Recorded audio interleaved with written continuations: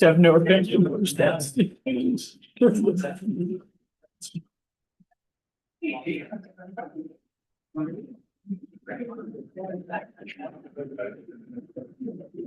yeah, it's easy.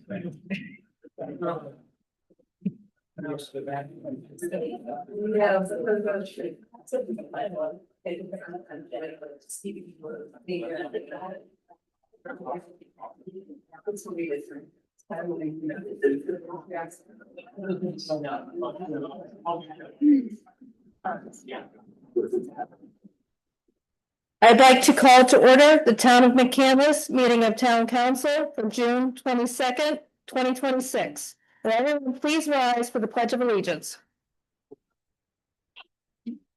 I pledge allegiance to the flag And to the republic for which it stands, one nation under God, indivisible, with liberty and justice for all. Thank you, everyone, for joining us this evening. We'd like to start the meeting off with a few announcements.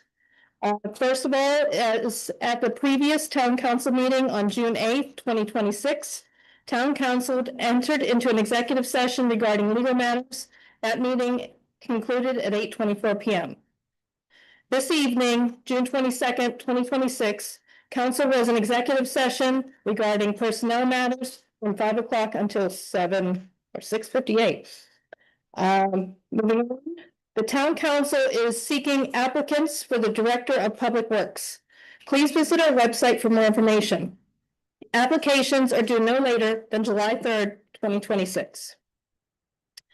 For all of you runners out there, walkers, strollers, everybody, our Town of McCandless birthday K is being held Saturday, July 4th at the North Park Roadhouse beginning at 9 a.m.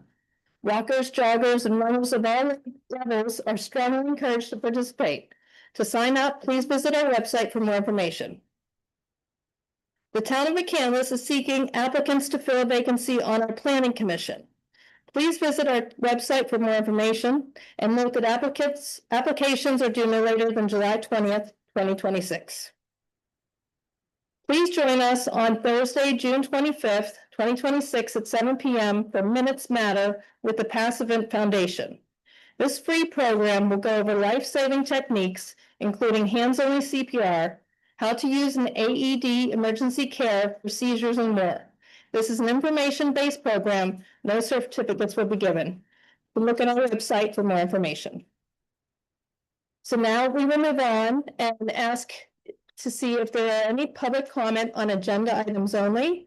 And because we have a full house tonight, please approach, state your name and address, and you're reminded that you have 5 minutes for your comment. This is not a time for asking questions. We will not be able to answer all questions. We are here to hear your comments, and we appreciate you being part of the meeting tonight. Thank you.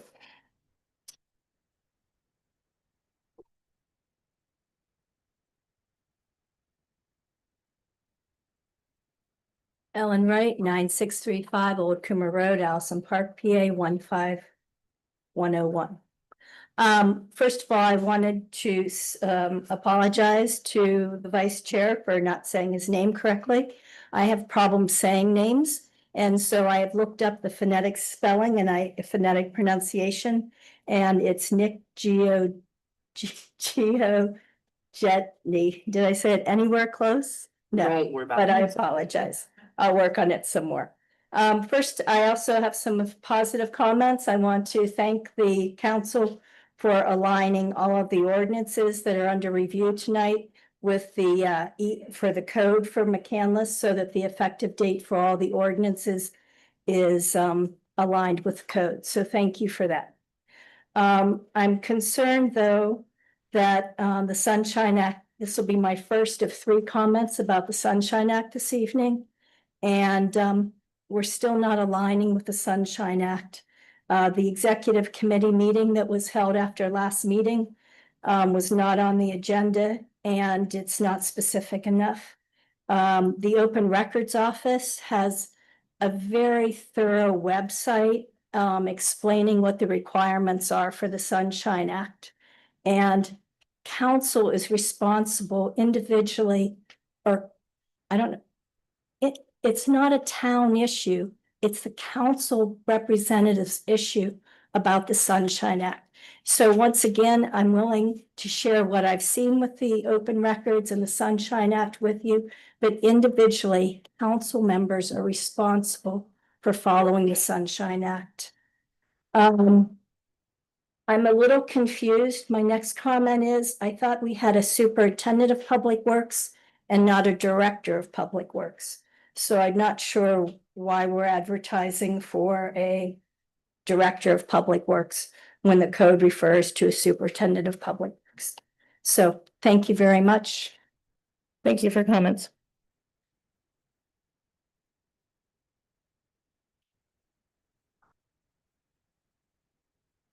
Hi, good evening, Marcia Caliendo, 10529 Abbey.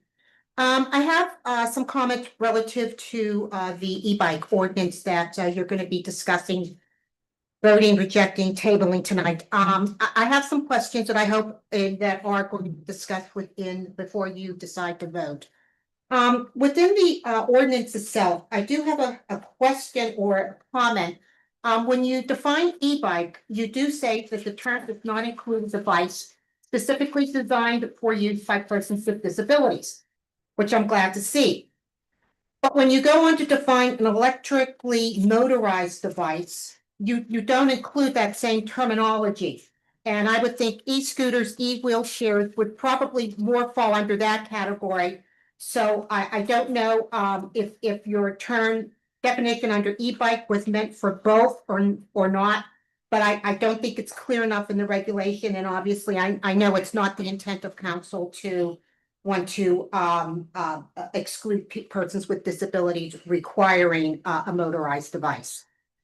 Also, under section 73303B, under the age restriction, you stated that the use of e-bikes or other electronically motorized devices by operators under the age of 16 years old is prohibited. My question is, are we allowed to state in the ordinance that you have to be a licensed driver? This is a motorized device. Anybody 16 years old is eligible to get a driver's license. If we are required they be at least 16 years old, can we also require that they have a driver's license? I think that's really important. These things can go up to 20 miles an hour, which doesn't sound fast, but I wouldn't want to fall off at 20 miles an hour.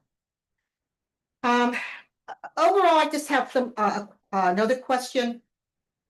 We don't talk about hovercraft. I don't know how big an issue is, how little an issue, but I'm also trying to think forward on this. Are hovercraft included in this? Do we allow them in the parks? And do we need to include them within this ordinance? And finally, have we taken this ordinance as far as we are legally able to take it? We see the e-bikes on the streets, which I know are otherwise legislated by the state ordinances, but we see them on the sidewalks. We see them everywhere. I don't know where we can and cannot legislate where they can be. I just want to make sure before council votes on this that we are ensured that we've taken this ordinance as far as we can go with it.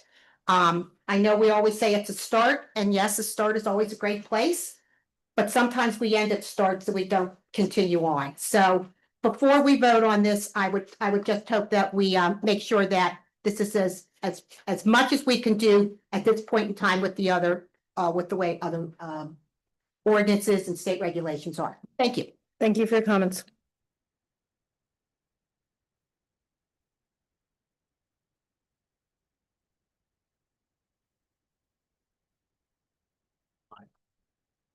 Mike Roy, 375 Bellcrest Place. I wanted to talk about the Harmony Manor development. Our property sits directly downhill from this development. Sir, I'm sorry, sir. Can you bring the mic to you just a little bit so we? Yeah, thank you. Okay, I'm saying this too, so Thank excuse you. me. Our property sits directly downhill from this development. And we're in a well. We have no access to public water. We're very concerned how this could affect our water quality. Our well is literally 100 yards from a detention pond they planned on building.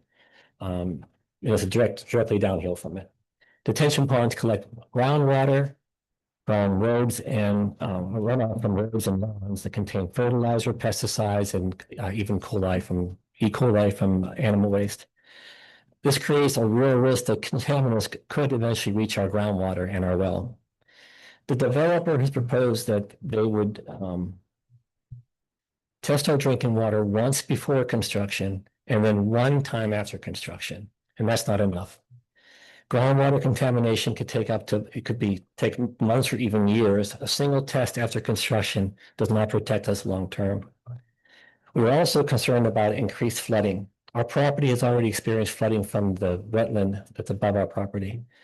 This new development is going to strip that land of all the trees and vegetation, and they're going to build slopes to put the houses higher. That adds more runoff and increases water flow downhill. And the slope modification that they're asking for tonight makes that risk even greater. If our water becomes contaminated, our homes would really be uninhabitable and worth nothing. So the question is, and no one's answered, is who's responsible for this? If this happens, is it the developer, the HOA, or the township that approved it? That's not been clearly explained to us at all, and it's a critical issue for us. I don't want that to be on the public record that we are asking about this. Okay, the request of this plan be tabled until the following are addressed: a long-term well water monitoring plan, clear explanation of contamination risks, a defined responsibility if contamination occurs, a thorough stormwater analysis proving no increased flooding, and direct and clear responses to our concerns. Residents have valid concerns. They deserve clear information, thoughtful review, and genuine engagement. And I feel up to this point, we have not gotten that for this development. Thank you very much. Thank you for your comment, sir.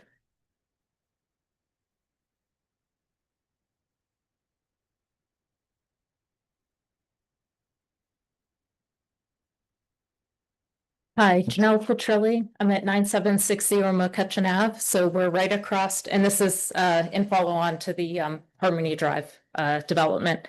So we are right across from Harmony Drive, and a clear view of our backyard is now going to be looking at 8 houses. I know I first of all want to applaud the process and the comments, and if Matt is here, he's done a very nice job getting us through and talking through things. But I think as a town council, and very similar to what we just heard, there have been a lot of concerns that have been brought up that I don't feel we adequately have answers to as well. I don't envy you. I know by code, if you look at it, maybe it's a checkbox. Yes, not enough traffic. We don't need to do the traffic study. There are so many kids in this neighborhood that are going to be impacted and their safety is at risk. I know sidewalks aren't proposed not being needed because it's a private drive. It doesn't take away the fact that we have a lot of families, a lot of bikers, a lot of folks going up and down these roads that just because and I don't want a sidewalk, either necessarily on that private drive, but we have to protect the safety of the folks. I think there's also a lot of feedback from the community and the neighbors about the impact to this. And again, checkbox may have met a lot of the codes and the regulations, but I believe you also owe it to us as the existing residents that have been devoted and committed to this neighborhood to figure out a solution that better fits us. We loved the neighborhood so much, we moved 4 houses up the street because we loved that neighborhood. It's not a development. Every house is different from a different era. It has different character. Putting in a development does not match that neighborhood, as well as a lot of the other concerns. What it's going to do to Inglemore Elementary, the property value for a lot of us, and again, just the broader ecosystem from water retention, et cetera, I think really needs to still be considered. There's no question this is going to change the neighborhood. And there's a reason we came in here and we chose not to move and not to reinvest, to not live in a township that had a lot of development and a neighborhood. There are plenty of places north of here that are just clearing beautiful, mature areas to put in houses, and we chose not to do that and really don't think that fits. So I think at the end of it, just the decision you take on this is not just the 8.36 acres that's on the piece of paper. This is going to fundamentally change our neighborhood and needs to be considered. Thank you. Thank you for your comment.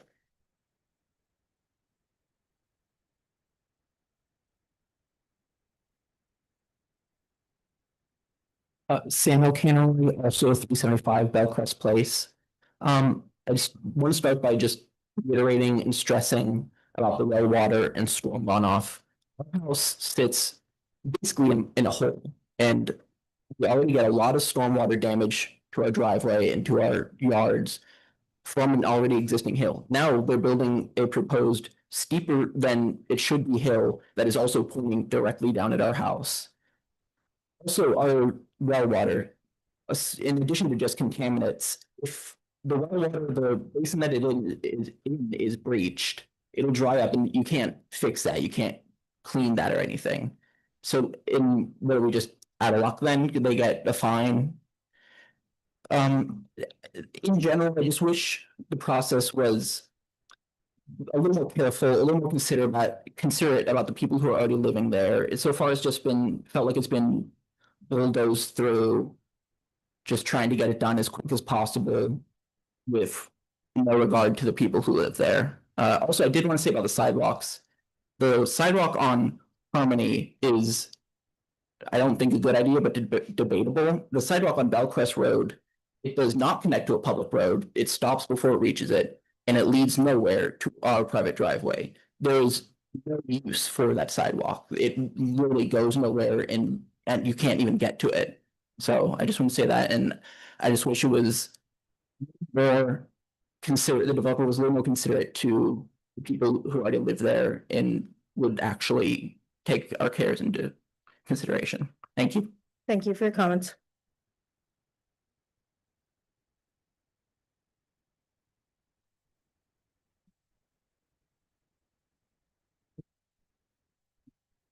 Good evening. My name is Cynthia Donahue. I live at 1025 Woodland Road, and I'm here to speak about the Harmony Manor Plan. As some of my neighbors have expressed concerns, I also have concerns, but I wanted to bring out one item that I think hasn't really been mentioned. On the June 2nd staff report, it talked about how the proposed development is consistent with lot sizes and shapes developed in the RL zoning district abutting the property. So I did a little research on my own, and I just wanted to say that, and I know you probably can't see this, but this is off the county website. This is all the homes in the area in the low density zone. There are approximately 50 single family homes in that area. And of those 50 homes, there's only one piece of property that is 13,000 square feet, which is approximately the size of the proposed, at least 6 of the proposed homes in this development. The rest of them are 19, 20, 25, 30,000 square feet. So my point is that all surrounding these areas are properties that are larger than what we're going to stick in the middle of this, which is at least 6 pieces of property or 6 parcels, 6 homes that are 12 or 13,000 square feet, which obviously doesn't fit in with the community here. There are 5 duplexes on Bellcrest Road, and then the rest of them are private homes, single family dwellings. And as I said, the only one is the one right across from the school, and that's 13,000 square feet.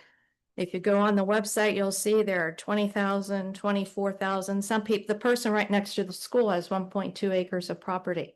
So, and it's in a low density zone. So what I'm saying is the properties around, even though they are in a low density zone, have considerably more square feet to the property. And that's, I think, one of the reasons why the neighbors are so upset that we're going to have 13 homes there. Now, there are some that are indicated as having maybe an acre and a half. There's one, I think, that's 2 acres. But for the majority that are right on the top of the hill, which I think is right across from the Petrelli, I think the woman that spoke a few minutes ago. The homes that are going to be right across from her backyard are the ones that are on the 13,000 square foot lot. So she's going to be seeing houses that are like 20 feet apart, where the majority of our homes, even in the other districts, are quite spread apart. So I just wanted to bring that to your attention because this isn't a cookie cutter community. We're very individualized. Thank you. Thank you for your comments. Samuel Canarone, 375 Buckhurst Place. I didn't mean to come again. I just forgot to say one small thing was regarding the NPDES, which they do not have yet. We reached out to the Allegheny County Conservation District, and they have not even applied for it as of last Thursday. Thank you.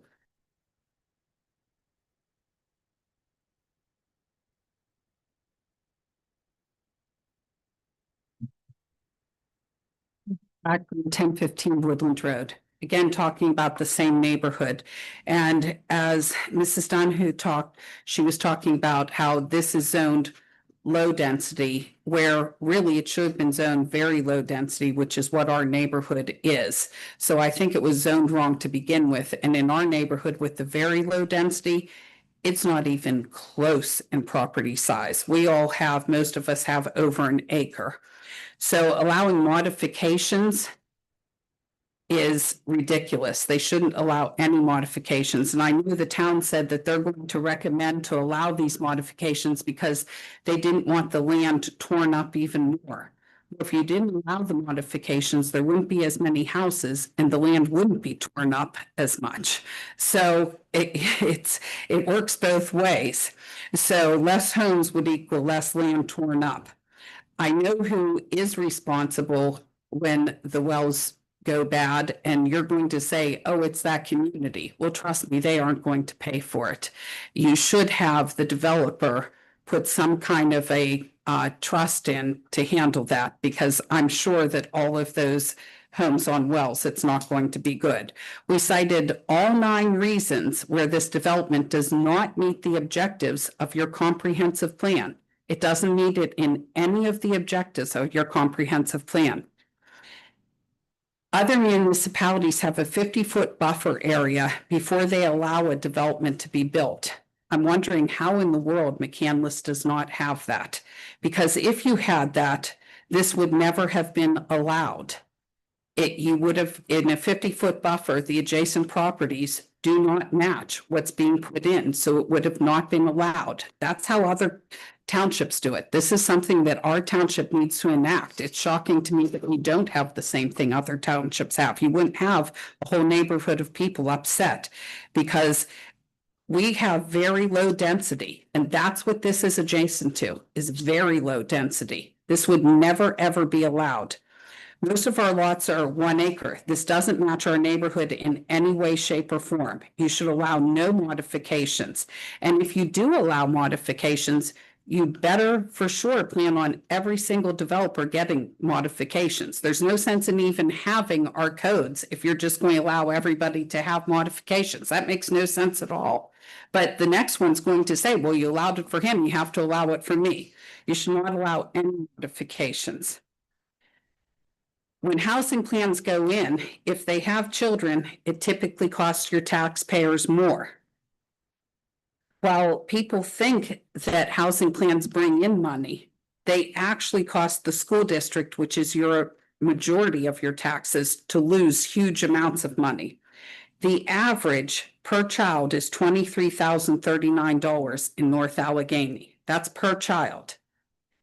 I doubt even 2 of these homes will be paying $23,000. So if there is more than 1 child in the house, we're losing huge amounts of money. That costs your taxpayers money. And part of your job is to think about the taxpayers in your community. Unless this is going to be senior citizens, this is going to be costing your taxpayers a huge amount of money. Has anyone looked at the property? Because we complained about this weeks ago at your meeting. We complained because the grass was over a foot high. And they said, oh, don't worry, we've already told them. Well, now the grass is over 2 feet high. So nobody's doing anything. And if you think they're going to do better as they're developing this property, I'm sure that the driveway and road and everything else is going to be in much worse shape. So nothing's been done according to plan so far. I have absolutely no confidence, and the fact that it's going to lower all of our property values in our neighborhood is more than problematic to me. And costing taxpayers money is a huge problem. Every housing development that goes in that has children typically costs taxpayers money unless it's really inexpensive houses.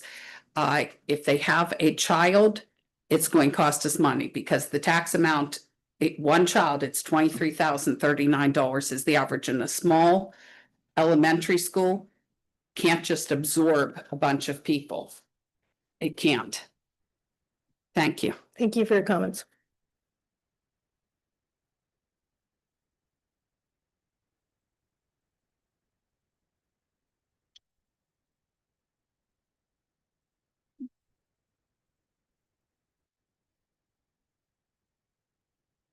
Good evening, everyone. My name's Julie Greenberg. I live at 1000 Woodland Road with my family. Our home is one of the original estate homes on the Woodland Road corridor. It was built in 1914 and is 112 years old and sits on almost 3 acres.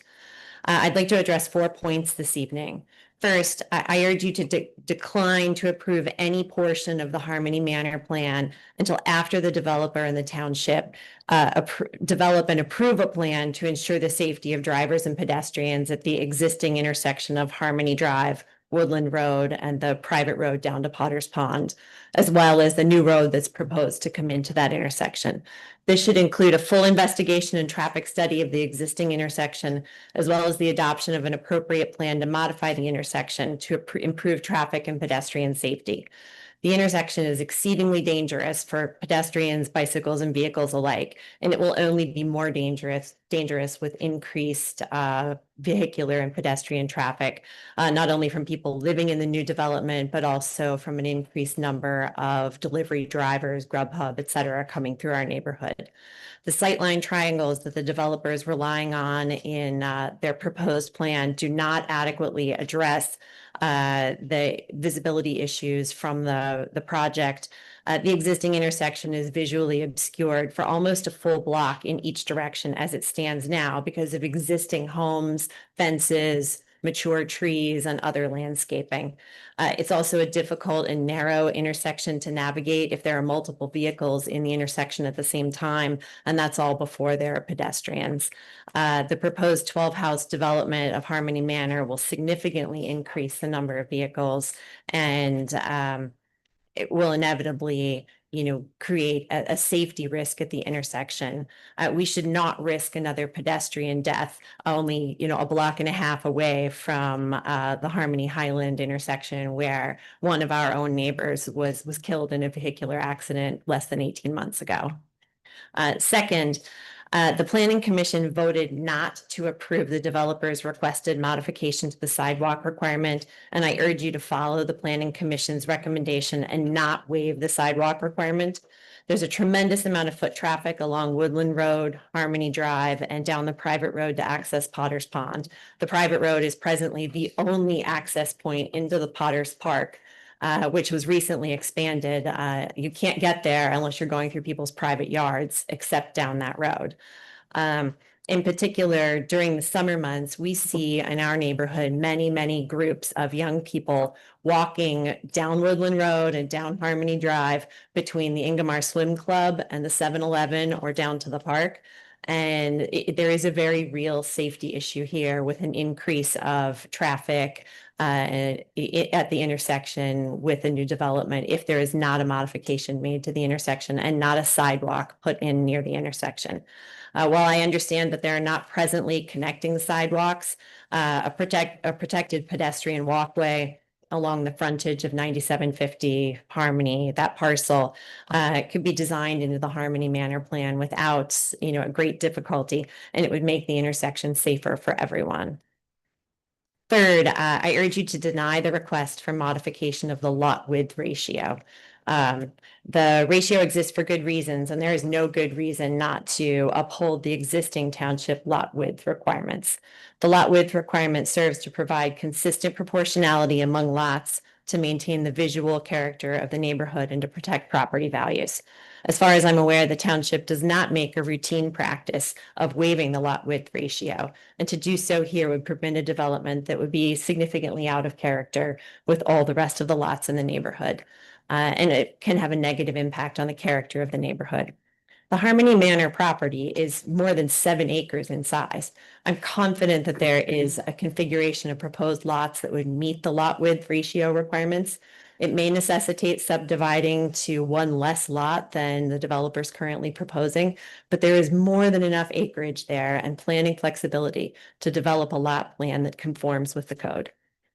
And fourth, I urge you not to approve the lot plan as it's proposed to the extent that it plans for a structure to be built on what they're referring to as Lot 1, which is between the existing house on the property and the road and Harmony Drive. Building on Lot 1 will result in further reduced visibility at the intersection. Of particular concern is the fact that there is no fence or landscaping restrictions proposed to be deeded with Lot Thank 1. you. I'm sorry. Thank you for your comments. Thank you.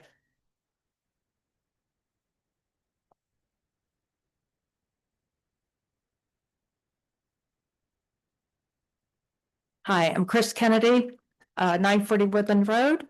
Also addressing the Harmony Manor. I'll start with the traffic considerations. There seems to be no history of a traffic study of the intersection of Woodland and Harmony. But we've been asking for it for a few months now, with the likelihood of Harmony Manor development being constructed, adding approximately a dozen new homes. Now's the time to do that traffic study and make sure that the new plan is incorporated in it to keep our pedestrians safe. I request that a conditional approval for this project not be allowed.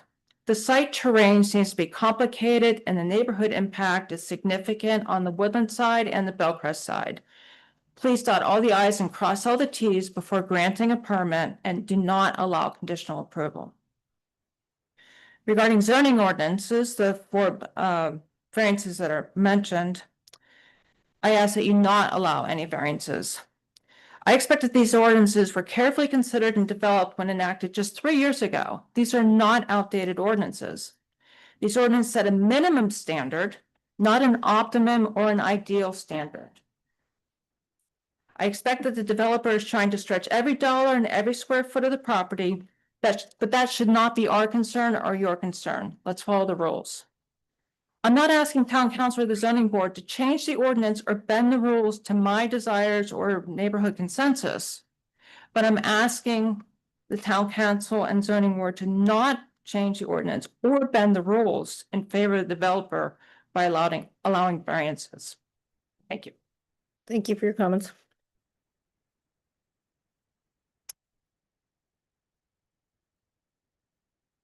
Yeah, are there any further public comments on agenda items this evening? Okay, hearing none, we'll move on. Thank you very much. Next item is the approval of minutes. Do we have a motion, please? Make a motion to approve the meeting minutes of town council from June 8th, 2026. Second. Okay, Mr. Giorgetti. Any comments from council, corrections or anything that need to be made on those minutes? Okay, hearing none, all in favor of the approval of minutes, please respond by saying aye. Aye. And I will abstain, so that motion carries 6-0. Okay, now we will move on to the administration and finance reports. Let's start with the finance report for the month of May, please. Good evening, council. Enclosed in your packet are the general fund revenue and expenditure reports for May 2026. As of May, our year-to-date revenue totals were 5.4 million or 31.1% of the budget, compared to last year that was 6.6 million and 36.3% at the same time last year. Our year-to-date expenditures total 8.6 million, representing about 42% of the budget, compared to 6.6 million or 33.5% last year. Overall, our revenues and expenditures are tracking as expected for this point. The main difference in the expenditures is the timing of the interfund transfers. Last year, we processed them a lot later. This year, we processed some of them earlier. And then I'll move on to enclosed in your packet is the check listing for May 2026 in the amount of $2,860,150.40. I would be happy to answer any questions you have. Was the difference from last year to this year? Are we still gaining traction with our tax collection? We're starting to see more of the taxes come through. So as of this month, we started seeing a lot more of the taxes start to come through. And they're not reflected in those. Correct. Yes. Well, We're trending at 42% of the year. That is at the end of May. Correct. Okay. Yes. Okay, thank you. And I noticed there was a little lagging in the business privilege tax that came in as well. Is that getting caught up as well? They are starting to send more in. I'm not sure. We're gonna touch base with them and see if they're just getting caught up on the delinquents and then starting. So yes, Okay. everything seems to be starting to flow through a lot better now. And it might be a good time right now to remind everyone that we'll have a new property tax remission scheduled this or operation this year with Jordan Tax Service. Mr. Schwennick, I think you said July 1st were. Tax bills will still be mailed as they were in the past. There will be, the only difference is rather than mailing your payments to Town Hall, you'll mail them to Jordan Tax Service. There will be in-person collection days that will advertise on the website and social media where there will be a tax collector present as well. You can receive your stamp and pay right there too if you don't want to mail. And in the past, you wrote one check to the town of McCandless and your school taxes were paid from that fund. But this year you will write a check to the town of McCandless and a separate check to North Allegheny School District. So there will be a little difference in that as well. So do we have any further questions from finance from council?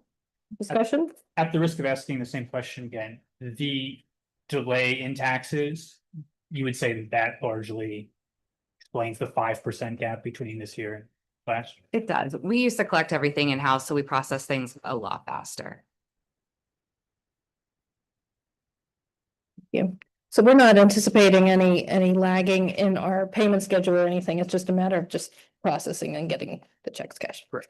Thank you. Okay, do we have a motion for to approve the check listing, please? I'll make a motion to approve check listing number 5 dated May 1st, 2026 to May 31st, 2026, totaling $2,860,150.40 as submitted to each member of council and posted on the bulletin board and town website. Second. Thank you, Ms. Alt. The motion is second. Any further discussion from council? Okay, hearing none, all in favor, please respond by saying aye. Any opposed? Abstain. Thank you. Motion carries 5-0 with 1 abstain. Okay, moving on, we would like to hear our communications report from the month of June.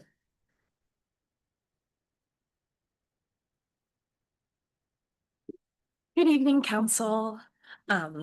Some updates for Social First is I've been working on content programming. So you may have seen on Thursdays, posts that are next week in McCandless that feature upcoming events in the town.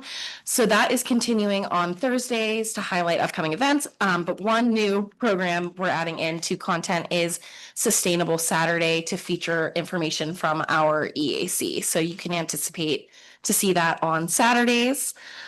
Make sure to follow along on Facebook and Instagram, but also the stories. So we post on the feed major information, mostly the events and other important information, but on stories is where some behind the scenes and other content lives, especially when it comes to bird town, migration patterns, and others along those lines. So make sure to follow along on stories. We're still submitting for the Remarkable Tree Challenge. We'd love for more entries there. That is on the website, and one of the requests is the circumference of the tree that you are submitting. So you can sign out a tape measure at Town Hall if interested. July is National Parks and Recreation Month, so follow along as we highlight the amenities of our town's parks. And lastly, on the social side, I always put metrics, a highlight at the bottom there, so you can see that we just hit 7,100 followers on Facebook, so we're growing and reaching new members of our community. And there were over 7,000 engagements on our social content in the last 28 days. So just wanted to thank everyone in the community for engaging and following along. And lastly, I am getting more video content out there, and we are seeing traction there. The community loves to see that type of media. So far, since I started, we've posted 21 videos and received around 275,000 views. So I'll continue that tracker there, and that is my update for social. For the website, I'm working with each of the departments to clean up their content, make sure everything is accurate, and then also to add other valuable information and hopefully answer questions that the community has on our website and to get there quicker. So I will keep you all updated on those changes. Residents are encouraged to reference the newsflash section of the website and the community calendar for updates, announcements, and upcoming events. And one thing you can anticipate to see is town hall meeting agendas. Once published, there will also be a newsflash so that you can just go to the homepage, click it, and it takes you straight to those agenda items. So thank you for bringing that up to me, and I will make sure that's on there.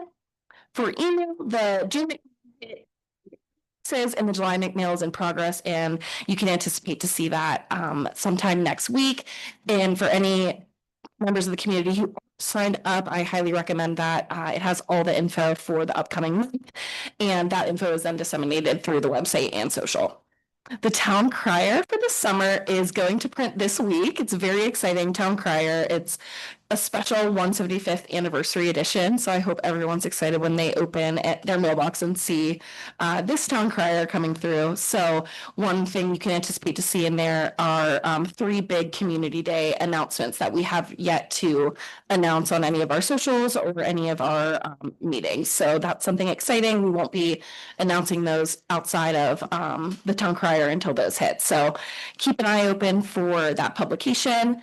And lastly, we are collecting 175 reasons to love McCandless for the final town crier of 2026. You can email me your submissions, and we will also have a National Night Out the first Tuesday in August, as well as on Community Day. So come see me and tell me why you love McCandless. Thank you. Thank you. Any questions from council? Thank you very much. I think you've been very busy. Moving on, just to note, there will be no junior council reports until the fall of 2026. So now we will move to liaison reports. MIDA, Mr. Hickinson. Thank you, Madam President. We will be meeting this Wednesday at 4:30 p.m. Okay, thank you. Any questions for Mr. Hickerson? No? Okay, North Wales Council of Governments, Mr. Giorgetti. Meeting minutes for last month will be in next month's meeting, and we'll always lag a month behind to wait till we can approve the meetings from the last meeting, the minutes from the last meeting. But I will say that we touched on salt, which is always a common topic. We talked about the compost because that is a nice function of the cog, and I think it's a wonderful thing that the residents of the town love and get to use. They do have some aging equipment there that they use to, I don't know, churn all of the leaves. So we will be looking at doing something about that in coming years. It's run down. And then we also talked about deer. Just gonna ask. Always. No one wants to get into a car wreck caused by a deer. And I do think that there is some hunger in the cog to take a more collective approach trying to control deer, so. I think everyone in this council agrees that we need to work with our neighbors on that issue as well. We do, it's not just a McCandless issue. Mhm. Actually, we're the only ones that have taken action. I mean, everybody else, whether it be the county, whether it be Pine, whether it be Marshall, Yeah. whether it be Hampton, whether it be Franklin Park, nobody's touched this issue. Hampton, I believe, just allowed bow hunting, and their council president came to me after the COG meeting and said that they would really like to ramp it up. So Oh. we could definitely use the support of our surrounding towns. Thank you. Thank you.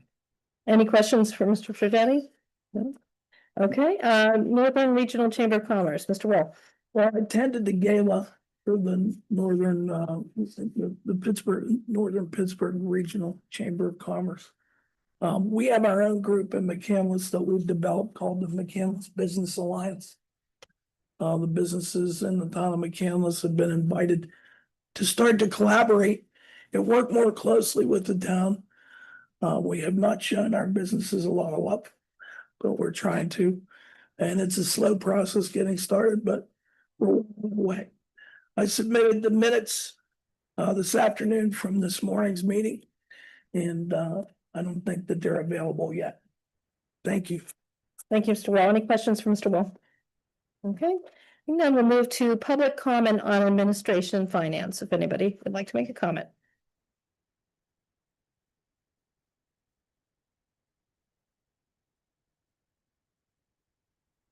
Ellen Wright, 9635 Old Coomer Road, Allison Park, PA 15101. I want to start off by saying how nice the lights out alert was that was posted for the bird migration in Bird Town. It's quite lovely. The second thing I want to say is, I also want to thank you for posting the audit. I'm curious why the audit was late. It's, I believe, due April 1st. Has a public notice been published about the audit? And I'm curious what the action is that's related to the audit tonight. It says there'll be an action item about it. And I'm also curious, and I've been practicing, Nick Giorgetti. Did I get it right? Yes. I'm curious why Nick Giorgetti abstains from the checks approvals. Thank you. Thank you for your comments. Any further public comment for administration and finance? Hearing none, we'll move on to planning and zoning reports. Mr. Ennis, if you'd like to share. Thank you. Just to go over a couple of the planning commission updates. At the June, the planning commission heard PLC 26-2, the right-handed ship, combined preliminary and final development. Was the applicant requested the table, and that would be heard at the July meeting. Additionally, the following items will be heard as well. These items are various number of items that the school district has submitted regarding a number of different projects and some map requests, allotments for some of the North Allegheny projects that they're planning to do within the next few years. So that will be the beginning of those processes. And for the planning commission, excuse me, for the zoning, is this Wednesday. He 2057, which was tailored from the previous meeting. I'd be happy to answer any questions. Does council have any questions for our planning director? Okay, moving on then, thank you. We'll move on to liaison reports. Planning commission is up. As Matt indicated, we were very busy in June with a number of things that are reflected under new business at today's meeting and already have a full calendar for July. It's imperative then that we get some interest in someone joining the planning commission, that we now have a vacancy due to one of the members leaving the town of McCandless. So if you know somebody who has a certain skill set that would be helpful to the group, please make sure that they're aware of that vacancy, visit the website so that they can apply. Thank you. Any questions from us out from council? Okay, zoning here, board, Mr. Rob. The meeting minutes are in your packet. And if you have any questions, please to me. I think it's just a one item meeting coming this Wednesday, I believe. Yes. Okay. Okay, At this time, if there's no further questions or comment from council, we'd like to welcome public comment on planning and zoning.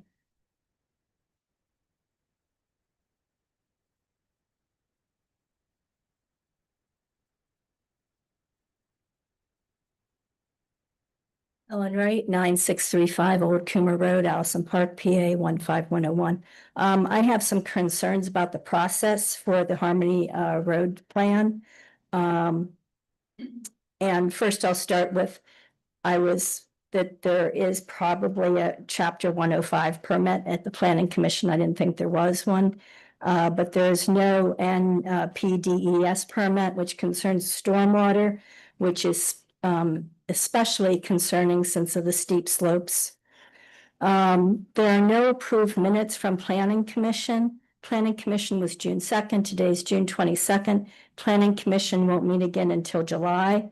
There's a report from the planning director, but a report from the planning director is not the same as minutes from the planning commission. When the planning commission makes a recommendation to council, I would think it would be based on the approved minutes, and not the report from the planning director. Even though it's a very thorough report, it's not the officially approved minutes from planning commission. The planning commission voted on 3 modifications that were not on the agenda. So this is my second comment about the Sunshine Act. These votes again are a violation of the Sunshine Law. Despite there were 2 attorneys for the town being present, neither of those attorneys alerted the planning commission that voting for the modifications not on the agenda was a violation of the Sunshine Act. And then I did some more looking around because according to our code, the Harmony Manor Development Plan is supposed to say it's a preliminary plan. When I look at the first page, I do not see that it's marked a preliminary plan. And what our code specifically says, it not only says that it should be marked that, it says not to be recorded. And I'm not seeing that on the Harmony Manor plan, that it's a preliminary plan. Now, maybe it's on another page. I just look for it on the first page. So if it's there, I'm not seeing it. But when I did that, I thought maybe that this writing right here was the preliminary plan. So I enlarged it, and guess what? It uses the word variances, not modifications. Now, I believe that variances have to go to zoning, where modifications go to planning. And that might be something we might want to look into, that the requested things needed to go to zoning and not to planning. But even so, the vote wasn't on the agenda. So let's see, because of this, and I'm looking, I was section 1103.60, letter D, number 20, where I see that is to be marked as a preliminary plan. 1103.60, letter D, number 20.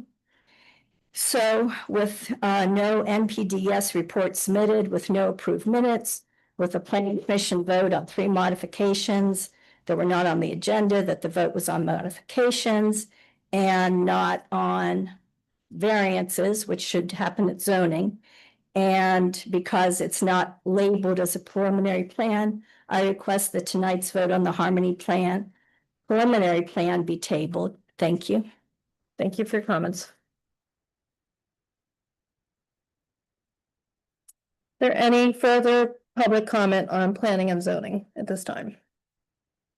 Okay, hearing none, we will move on to recreation reports. We have the Parks and Recreation Director's report, please, Abby. Good evening, everyone. As was mentioned in the announcements earlier this evening, we'll be having our McCandless 175 B-Day 5K on Saturday, July 4th. It will be held at the Boathouse at North Park. We have a 5K, we have a 1 mile fun run and a kids dash. So there's fun for all to be had on July 4th. Still in time for you to get home for the afternoon to have your barbecues, and certainly enough time to get home for the fireworks later that evening. So we hope that you join us on July 4th. I have been working with our LGA intern, Caroline Ridge. She introduced herself at our last meeting 2 weeks ago. She's been wonderful in helping us to digitize and scan and record some documents that we had related to celebrating our 175. We found some wonderful old photos of the very first community day in 2001. And we've been using some of that content for our Facebook page as well as for the upcoming town crier to help celebrate. So thank you to Caroline. At the Heritage Center, we've had some busy lectures the last few.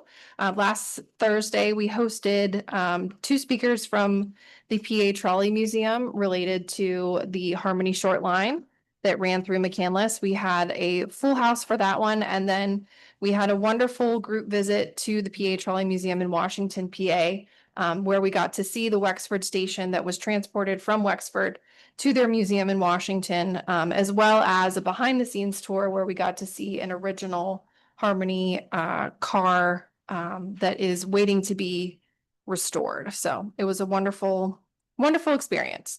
Next month in July, on July 16th, we'll be hosting a speaker about the Biddle Boys and Mrs. Sofel, another one of those notorious stories that have happened in the North Hills and up through Butler. So please be sure to visit for that presentation as well. This Thursday, we are hosting the Minutes Matter Emergency Preparedness program with the Passment Foundation. It will be here in the Powers Room this Thursday at 7 p.m. and registration is available through the Passment Foundation. A lot going on, as always, and a lot more to come. Thank you. Does council have any questions? What's happening here? Great. With that, we will move to liaison reports. Ms. Alt, the FPPC.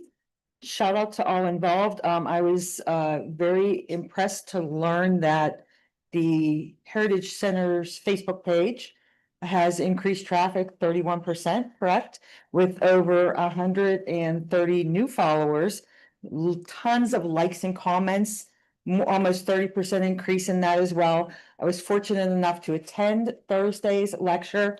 It was amazing.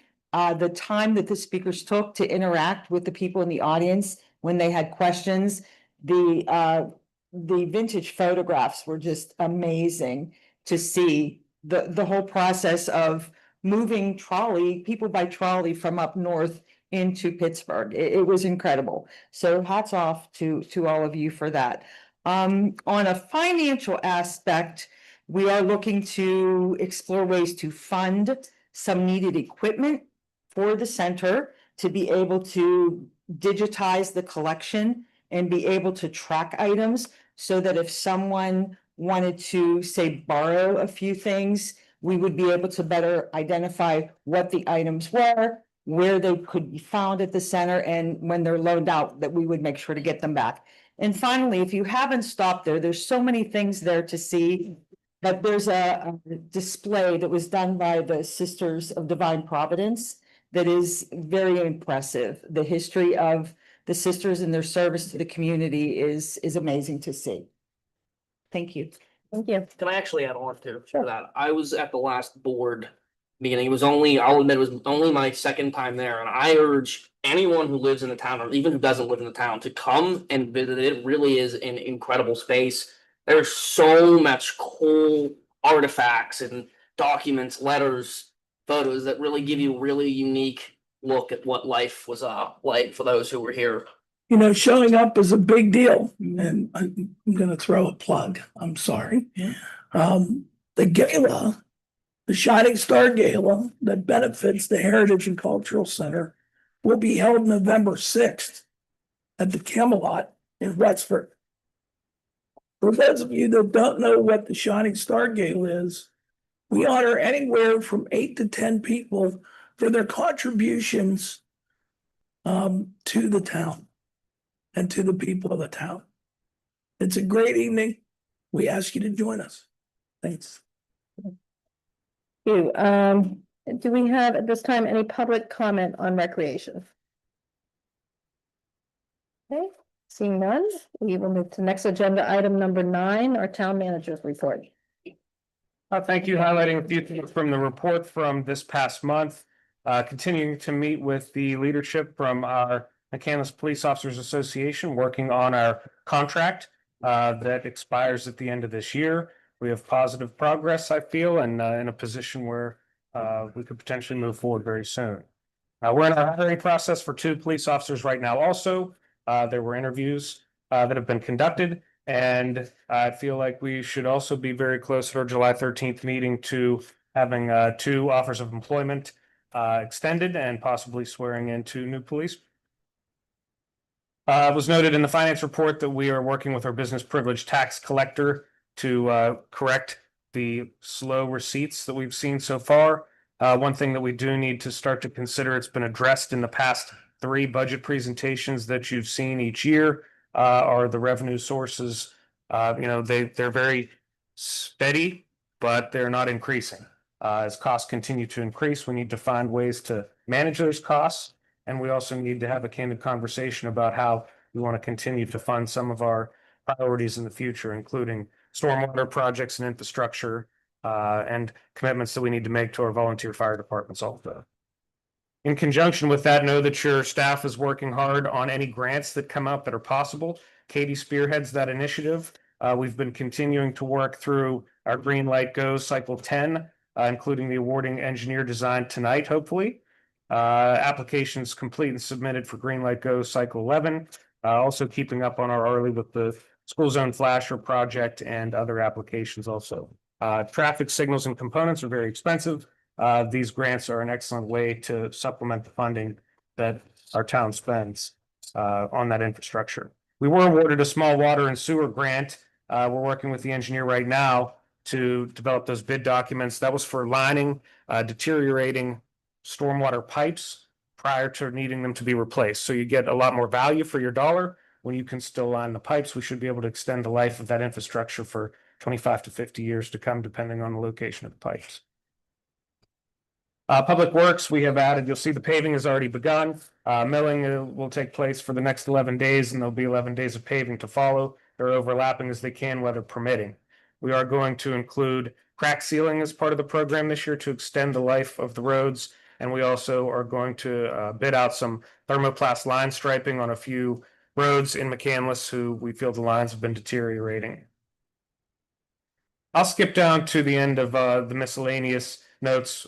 First, I want to compliment and thank the members from Highland, Ingomar, and Peebles, as well as our fire marshal and everybody on the bylaws steering committee. We are at a position as of last Tuesday where all 3 fire departments voted to adopt the same standard set of bylaws. That's very important to work towards standardization among the departments. It's also important as our initiative to have a paid fire chief take over managing these groups, and also potentially have a few paid part-timers in the future.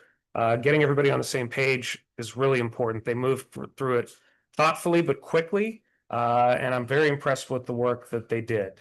I'm sure there'll be more to report on that at our next meeting also. Last thing to keep in mind, it's been, talked about in the news lately and a few other municipalities. Everybody has concerns about data centers, where they can go, if they would ever come to McCandless. Is it feasible or not? People have a lot of different feelings on that. We do think that it's priority of town council to make sure that the residents are protected from any data center that would want to move into town. We're going to work on a standalone ordinance with our solicitor to make sure that we can address that in every way that the law allows us. Happy to answer any questions anybody has on the report. Mr. Schwed, how are we doing with DPW in the absence of a superintendent or a director? Well, since I'm working with the foreman every day, I think we're doing very well.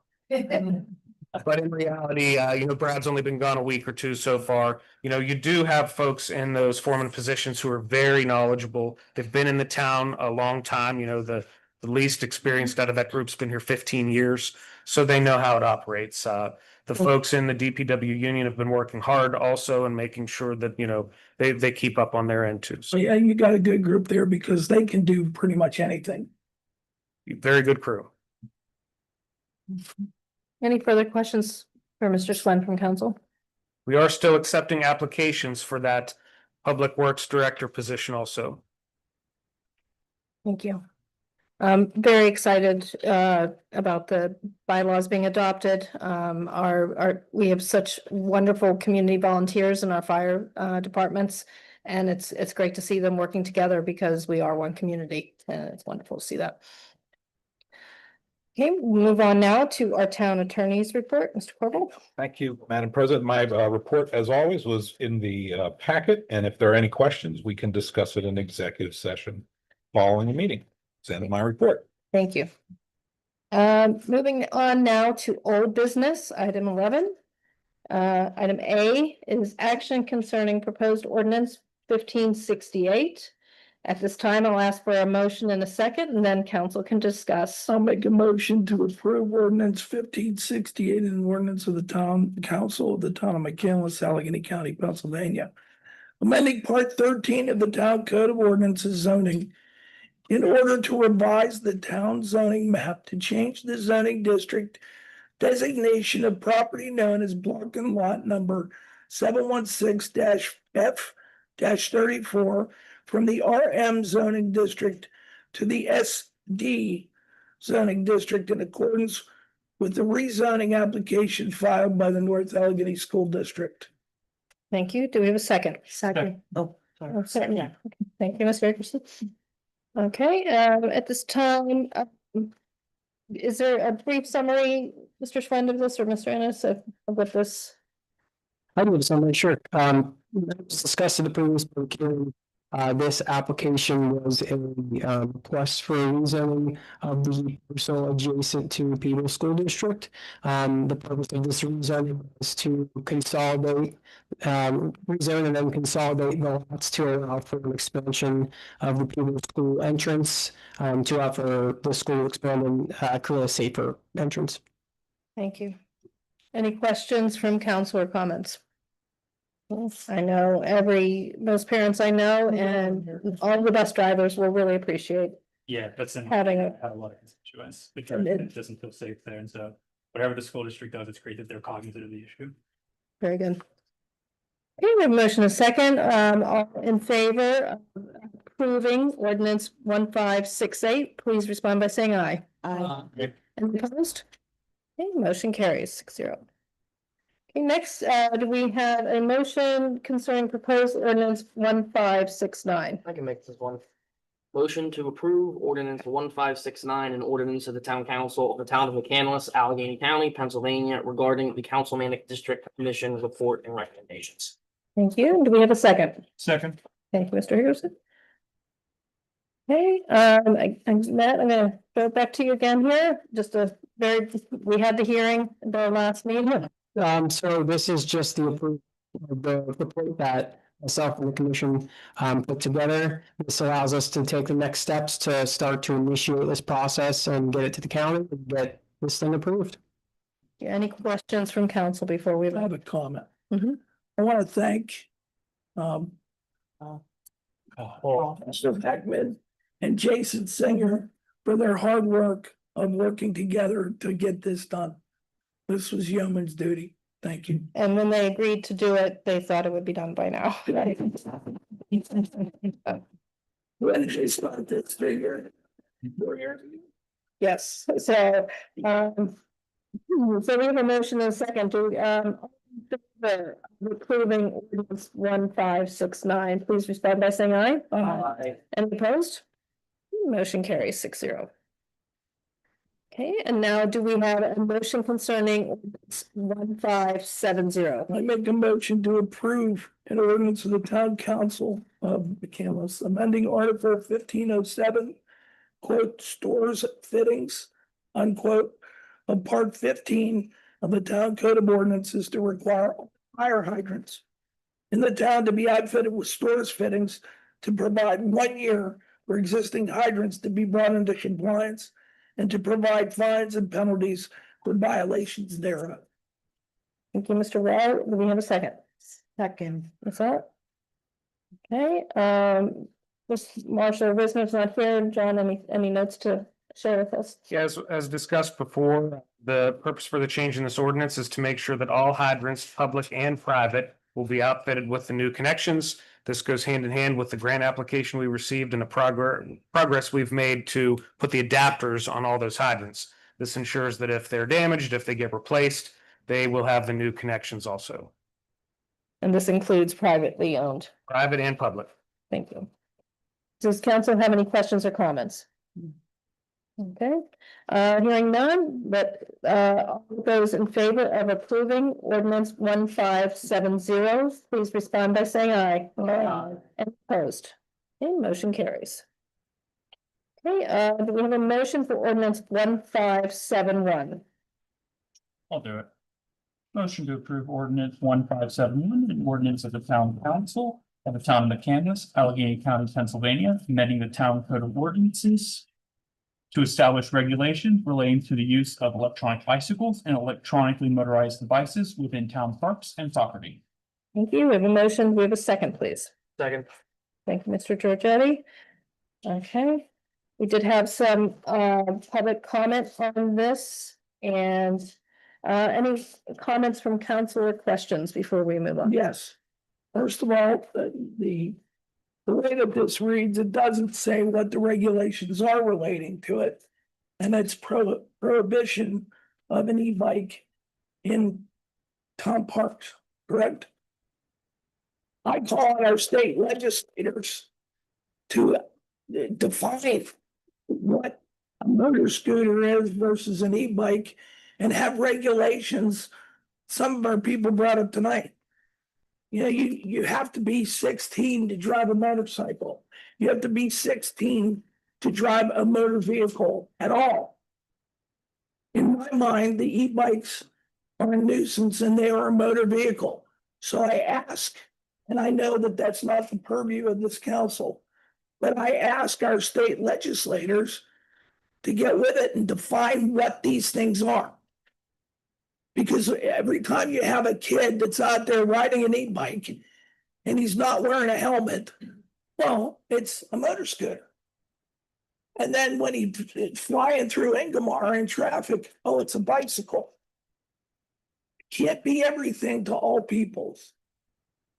And this is a great step. And we can't go any further to your point because our purview is only with parts. I mean, the roadways, that's the state.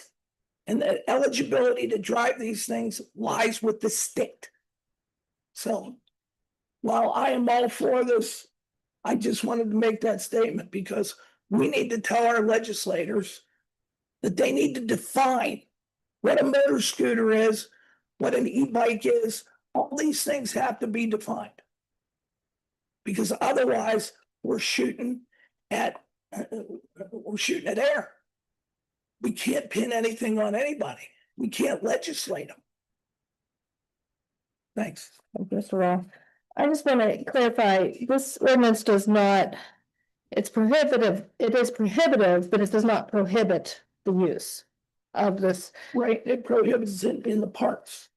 It doesn't, it's prohibits, you're allowed in the parks under these conditions, with it being listed here. Okay, I didn't read it, I'm sorry. Okay, which includes things such as how many miles per hour, the age of riders, using a helmet, etc. The other problem is with that, we have a police force that's taxed. It's pretty high, heavily taxed, and how are we going to enforce this? Especially in our parks. I mean, if you're out here in Dublin, that's one thing. But if you're over at Vincentian or you're over at Vestal or you're at Wall Park, you know, you have an e-bike, somebody calls the cops, you know, they're gone. So just my point, I'm sorry. Thank you. Any other comments from council? I do also just want to urge anyone who is concerned about this to please contact your state rep and your state senator. It makes me sad that we are limited in what we can do here, but I think we all have very valid safety concerns and we need our state reps and our states. You know what? It's not just for the kids. It's for every motorist that's out there trying to dodge e-bikes on Ingomar Road. Should be able to have fun, but they need to have fun safely. My one question on this was under uh, the definitions. We have motor driven cycle, which is understood in a one wheel. Does a regular, like a scooter with two wheels, is that included in here, the electronic scooters? I don't know if that's needs to be I mean, I think that's specific, the motor driven cycle, right? but like the stand-on scooters is what I'm thinking about. Electrically motorized device. Yeah. A motorcycle including a motor scooter. Okay. Yeah, I think, yeah, the hoverboards don't move as quickly, I don't think, from what I've seen, but So is e-bike being used as like a catch-all term? for electronic Right. vehicle, I guess. Yeah. I feel like we may set up definitions, but the technology on this equipment is changing very rapidly. And I think it's being unfortunately marketed to younger and younger people, which is, this is gonna be a hard one for us to keep with. That's why I'm happy to see, with violation and penalties, that the parent or guardian of any child shall be held responsible. Just curious legally, how much teeth we have with that statement? Should, some, 15-year-olds, 14-year-olds be on town property with this? Are the parents then going to have the same sort of fines as if it were an adult trespassing? We'll see what our friendly magistrate has to say when those cases go before him. I think until it becomes a thing, parents are gonna say, well, then, not I wasn't there, so. Yeah, but I mean, there are other instances where parents are held responsible for the conduct of their children. That should be applied here. And that is in here. I just want to make sure that there's teeth to it. I mean, no matter who the magistrate is, it should be applied and it should be. It is applied in the ordinance, Okay, but the magistrate does have discretion, so. It'll be up to him. oh, yeah. All we can do is this. About traffic around here. And I've heard several people talk about different instances of pedestrians getting killed. Well, the first thing that's gonna happen is somebody's gonna get killed on an e-bike. Okay, and not because they violated the law, but they were just driving in the normal course of business. And I mean, I've seen these e-bikes go in and out of traffic. I wish that we could. I'm gonna digress because I mean, it doesn't make any sense for me to go any further. But you want to talk about you want to talk about a safety hazard in a town? This is it. I'm sorry. Yeah, I know I'm pretty. I don't know. I agree with you, and unfortunately, we can't impact that, but I couldn't agree with you more. I think the statement was made earlier, we often do say this is just a start, but yeah, I feel like we need to, as a council, let our community know that we are aware of this issue and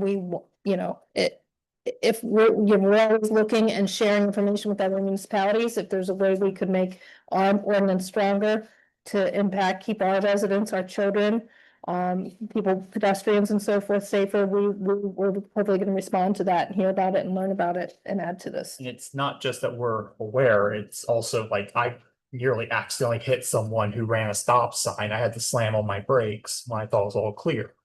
I didn't see him until the last second, he just blew through. So I do think this is a step forward, but you gotta reach out to Harrisburg and tell them, they need to define it. Give it so we can get more tools. Thank you. Any further comments from council? I have one. The carve out for devices that function as disability aids, it does apply to the whole document, even if it's only. Thank you. Okay, if there's no further questions, we have all in favor of, let's lost the number here. You have 15, All in favor of approving ordinance 1571, please respond by saying aye. Aye. Any opposed? Okay, motion passes 6-0. Thank you. Moving on now to new business. We will start with possible action concerning the 2025 town audit. And Mr. Schwen, you touched briefly on this, if you have anything else to add. And I think we have someone here who might be able to present some things too. They were not able to attend. Okay. So I'll present. If there are any questions that I can't answer from council, we can have the auditors appear at the July 13th meeting. Audit was included in your packet. It was also published. Do want to clarify that there is an April 1st advertising requirement and an April 1st audit completion for the DCED audit.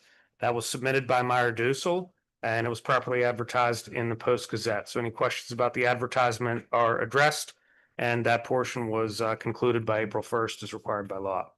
In your packet, you'll see the full details of not only the financial audit, but there's a brief management letter, and they're also addressed 2 concerns that the auditor found during the course of their review. One is based on some ways that we did things in the past at the beginning of 2025. We did rely heavily on the auditor to ensure comprehensive financial reporting, including material adjustments to the fund balance, should be identified by our financial reporting system and our staff and not by the auditor. That was a beginning of 25 issue that Brittany has addressed and will not be a problem moving forward. The second was a note about one checklisting from 2025 that the total amount approved by council was correct. However, there were 7 items that were not listed on that checklisting. So they have said, make sure you double check that any voided checks, there were voided checks that were missing from the listing, but the total that was included was proper. Those are the only 2 comments in the management letter. Other than that, happy to answer any questions that you have about the financials. Thank you. Any questions from council? I have one. About the credit risk section in the audit, custodial and otherwise, it talks about we don't have a limit on to how much can go in any one bucket, I guess. And is that something that we should have? Is that the reason they bring it up, or? Where did you see that? If you could point it out exactly. I recall that as well. It was under custodial credit risk. Okay, I can look into that and get you an answer. Mhm. I don't believe that they're talking about credit in the sense that you are traditionally thinking of it. We don't issue any bonds at this time. Anything that we do have a purchasing policy in place. We pass the ordinance annually about what our thresholds are for bidding requirements. As far as use of any town credit cards, et cetera, there are limits placed on those. And any purchasing accounts, we have those set up also. Well, my thing is my understanding of the credit risk is that council has the power through house cleaning to move monies from any account that they wish to. And there's not a limit on where we can put that money, should town council agree to do that. Is that correct? I don't want to speak the answer to that without knowing the facts 100%. So let me research that and get back to you.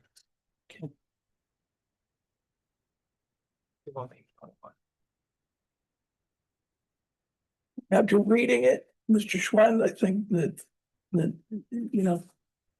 Mr. Morgan, you did a great job. Oh, the town's investment risks. This is about our investments that we have, either money market or otherwise in the pension fund. We could adopt a formal policy that talks about our investments. You do it essentially when we enter into a CD or into a money purchase. There are only certain investment tools that the town's allowed to use by law, whether that's for the pension fund is one thing, in order for us to invest the money. Specifically talked about this with the Pliget. That's the Pennsylvania Local Government Trust Insurance Trust. We follow the policies that are required by state law. We could have our own policy too, but right now we just follow the state law for that. Thank you. The question was asked about the possible action. It's just an action to approve the 2025 audit. Council, do you feel comfortable in approving, or do you still have some questions that you feel you might need to table this until next time? Okay. Okay, can you have a motion then? I move that we approve the 2025 or accept is correct, the 2025 town audit. Second. Thank you, Mr. Hickerson. We have a motion and a second to accept the 2025 town audit. All in favor, please respond by saying aye. Aye. Any opposed? Okay, motion carries. Moving on to action concerning the Green Light Go Services Consultant Award. May I have a motion, please? And I believe we'll So if you could, before let's have Ms. Stringent make a brief comment Okay. on the design services consultant recommendation. Sure. Thank you, Mr. Schwen. Thank you, Good evening, James. council. Yes. As Mr. Schwen alluded to earlier this evening, the town recently received a Green Light Go award for adaptive signal upgrades in the Perry Highway corridor. These signals are Perry at Nash, Perry at Reichold, and Perry at North Meadows.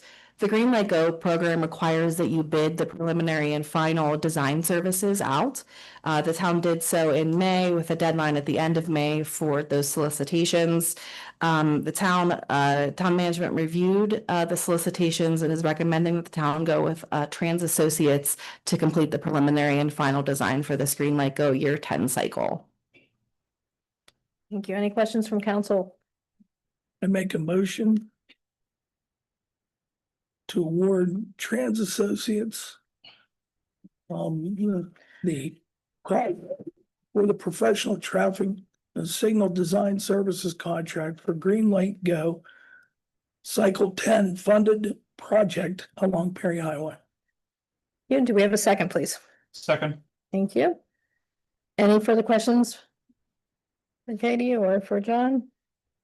Hearing none, all in favor of awarding Trans Associates the professional traffic signal design services contract, please respond by saying aye. Aye.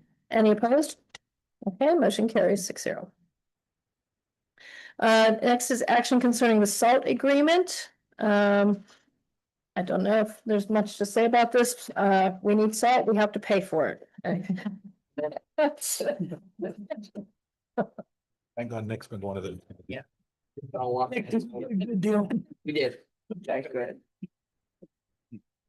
Yeah, if you need further information on this too, the town participates in a few joint salt purchasing agreements, one through co-stars with the state. We've traditionally participated in this North Hills COG contract, and also as a member of the South Hills COG, we participate in that contract. It allows us to use the numbers to meet the maximum and minimum while making sure that we don't run out of salt here in McCandless.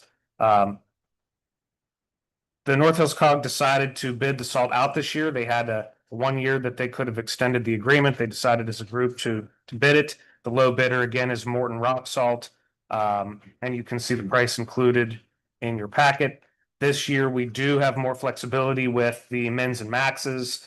This bid allows for 60% minimum and 140% maximum. That used to be 80 and 120. So it allows us to have some more flexibility while we buy if it's a good or a bad winter.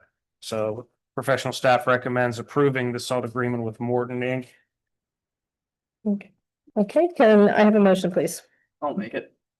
Motion to enter into a salt purchase agreement with Morton Inc. for the dates September 1st, 2026 through August 31st, 2027. Thank you. And a second? Second. Thank you, Ms. Salt. Okay, any further discussion? Hearing none, all in favor of entering into a salt purchase agreement with Morton Incorporated, please respond by saying aye. Any opposed?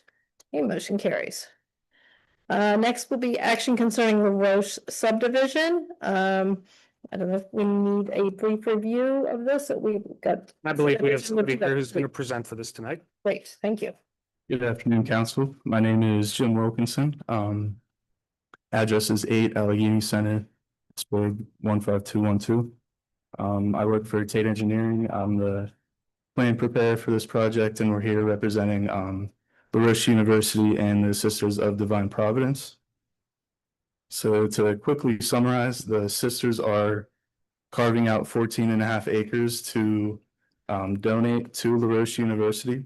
That includes the mother house, another building that functions as a gym right now, and a garage. These buildings will help LaRoche further a lot of their programs. Long term, this could potentially bring in more students, more jobs, more business. And as these buildings are underutilized right now, this is really a big win for everyone involved. And if you have any questions or concerns, I'm happy to answer. Yeah. Any questions from council? Matt, if you could just review the process to make sure we follow this all properly. Yeah, sure. So specifically speaking about the process for this item. Sure. So approval for this would just be a vote. This is just an application for a subdivision. The applicant through the process did require a variance approval. That was granted by the zoning board. And the planning commission recommends that this is approved by town council. Thank you. I'm not sure if I read it on the most recent report or if it was previously addressed about access issues. Was that clarified? The action was the system requirements for access. And essentially what was devised was a declaration of easement that permits indefinite access for those properties to facilitate access through every state. Thank you. Any further questions for our representative here? Okay, hearing none, do we have a motion, please?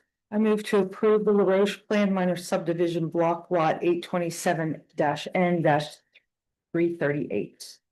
Thank you, and do we have a second, please? Second. Thank you, Mr. Wall.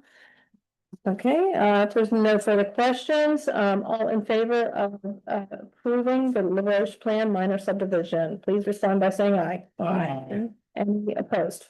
Okay, motion carries. Thank you. Thank you. Looking forward to continued use of that space. It's a great space. Thank you. Next, we have action concerning the SSB Bank subdivision. I make a motion to approve. Oh, hi. Thank you. Yeah, this one's a lot more simple. SSB, their neighboring property is just giving them their backyard. Basically, it resolves a parking encroachment, and being that the neighbor's lot, there's a big drop off in their yard. They just wanted to sell that to the bank so that it could be used more properly. Yeah. Any questions? Council. I make a motion to approve the SSB plan subdivision and land development lot line revision block and lot 714-L-79 and 714-L-80. And a second. Second. Thank you. Okay, if there's no further questions or comments, all in favor of approving the SSB Bank Plan subdivision and land development, please respond by saying aye. Aye. Any opposed? Okay, motion carries. Thank you again. Okay, next is action concerning the Burke consolidation. We have a representative here from, this is a residential. Yeah. Okay. Anything you need to share with us, Matt, on this one? Or?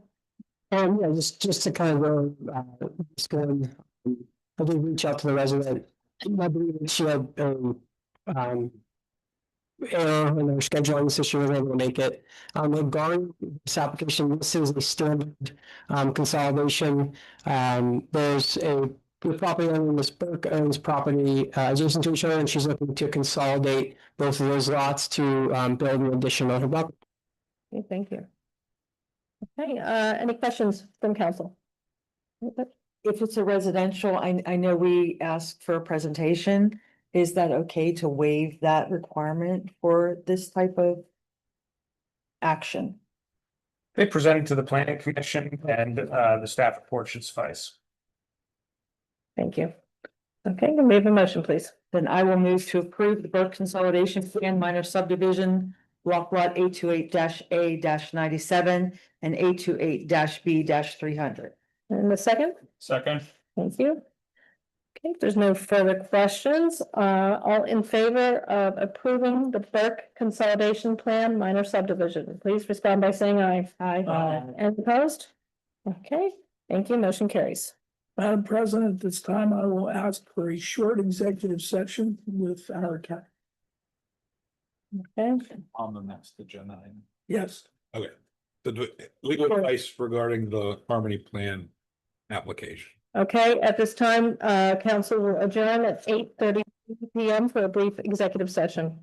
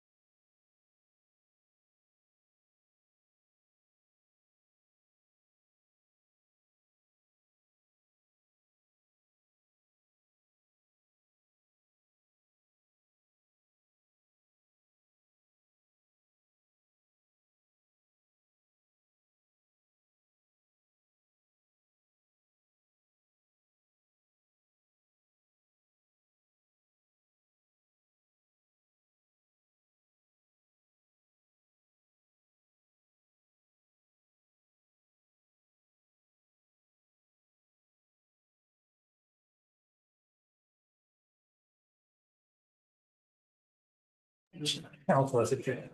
Council, the chair will be done shortly.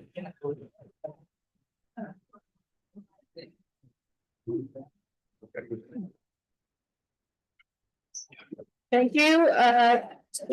Would like to resume council here at 8:41 PM after a brief executive session to discuss legal questions.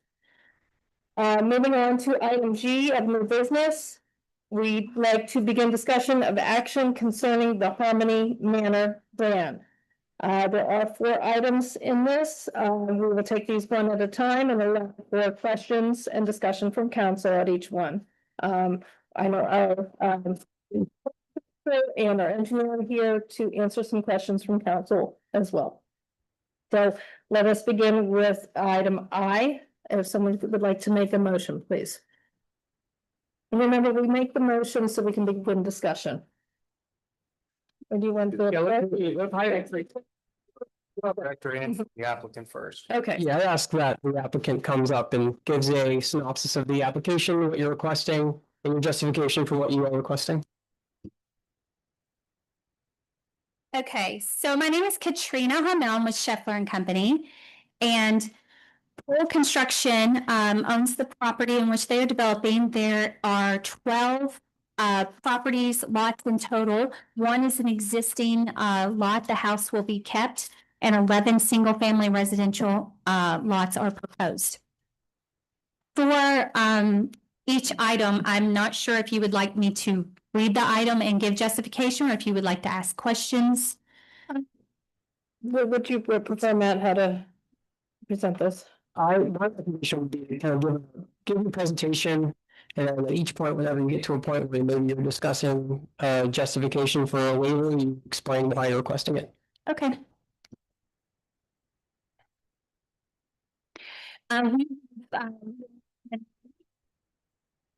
With Planning Commission and have been working with the engineer to address their comments for stormwater, as well as the modification requests. There's also a public recreation space area, and a stream that occupies about 2.5 acres of the total 8.58 acres.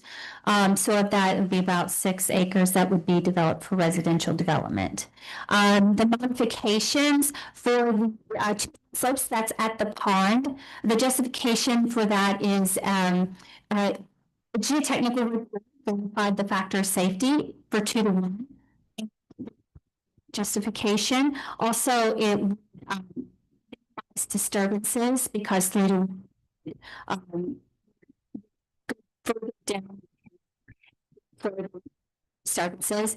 We are limited on the site itself, which is great because it offers a lot of ecological and good environment and space that can be protected. It also has a 25-foot setback that is a part of the ordinance that has been met. That is the reason for some of the justifications that we have today for lot 3 and lot 7. Lot 3 has a 2.5 times the lot.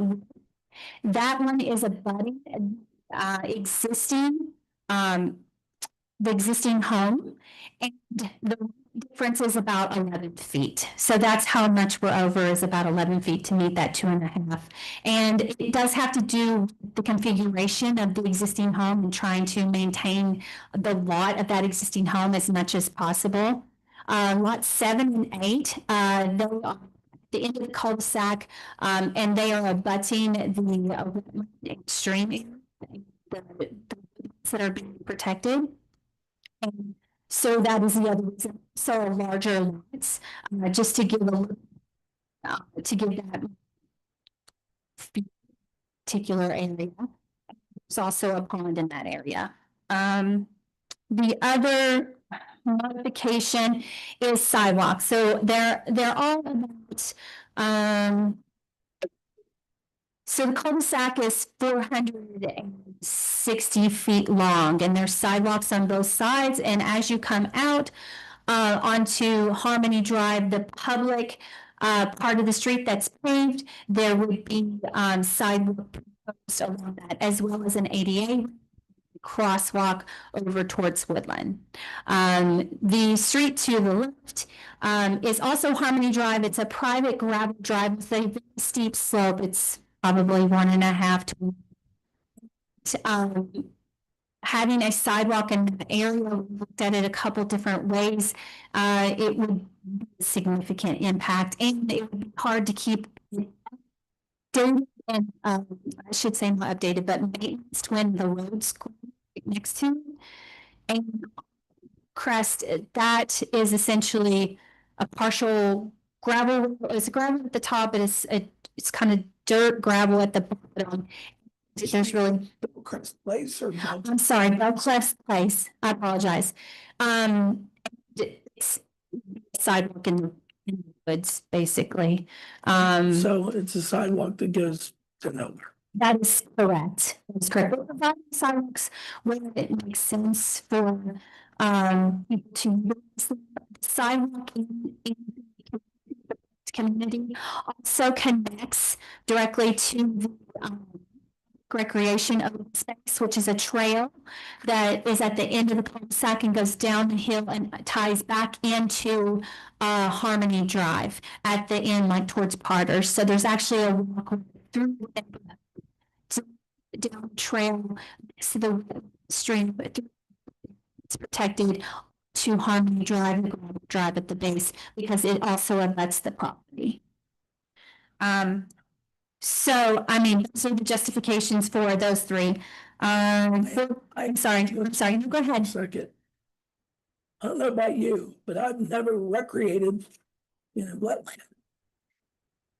It's a walking trail, so it would be a trail after like for instance, if I go to Heartwood Acres, there's some dirt trails through the woods, there's some gravel trails through the woods, there's some trails through the woods. Sometimes I am walking down by creeks, I'm walking down by woodlands. Yeah, but am I wrong to assume that this goes through the wetland? So it's shown that it's actually it's on that hash line that you're referring to. That is actually 25-foot setback buffer shown on here. I can show you the drawing to see the drawing. Okay, please.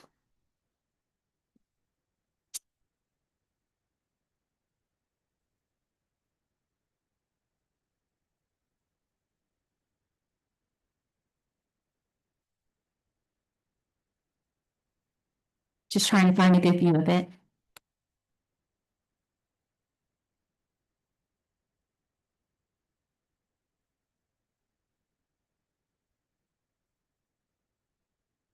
The other thing I noticed on your plan, you're gonna have some children in this cul-de-sac. That is correct. Okay, it's a private road, so that means that school buses will not be going up that private road. They will be picking up children at the end of the at the road end of Harmony Drive. Are you talking about a private driver? No, the cul-de-sac is a public. Public road. It is a public Yes. road.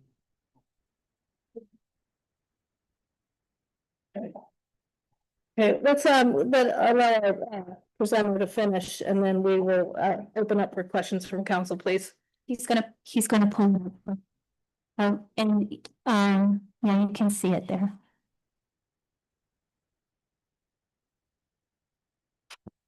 I had the same issue. Yeah.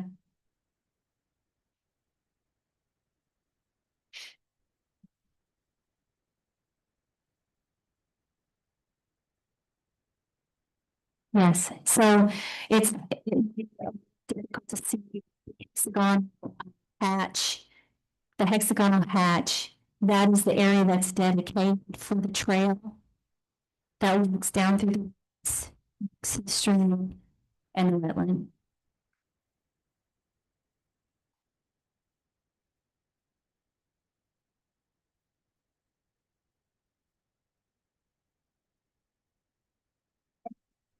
It's just a motion to approve this thing based on contingency to finish addressing the town's engineer's comments. And this round of comments, trees and landscape for this day or two, and just making sure preserving trees and doing the tree count, making sure that we're providing trees that some couple of the stormwater comments that the state also has their requirements, stringent towns requirements, and then so we do make sure that we coordinate with typically the conservation district would like for us to have a plan that is before we submit, because it becomes very confusing and it takes too much effort on the part for us to send plans with revisions. Thank you. And are there any other, you were here for our public comment, any other items that you heard that haven't been previously addressed in planning, or I think there may have been something sort of like for wells, because that is a major issue for our here, clean drinking water. That's always a priority. So we had a hydrogeologist involved, storm. Potentially be affected, and they came up to that's would be responsibilities held by so the ones we tested before after, and it's how deep the maximum is 20 feet on excavation. It doesn't impact the geotech reports, but to provide to your food, but also to make sure that everyone's safe and working. About the first test. I'm not worried about the test after. The test after is normally when the project gets punched out, correct? I will. Just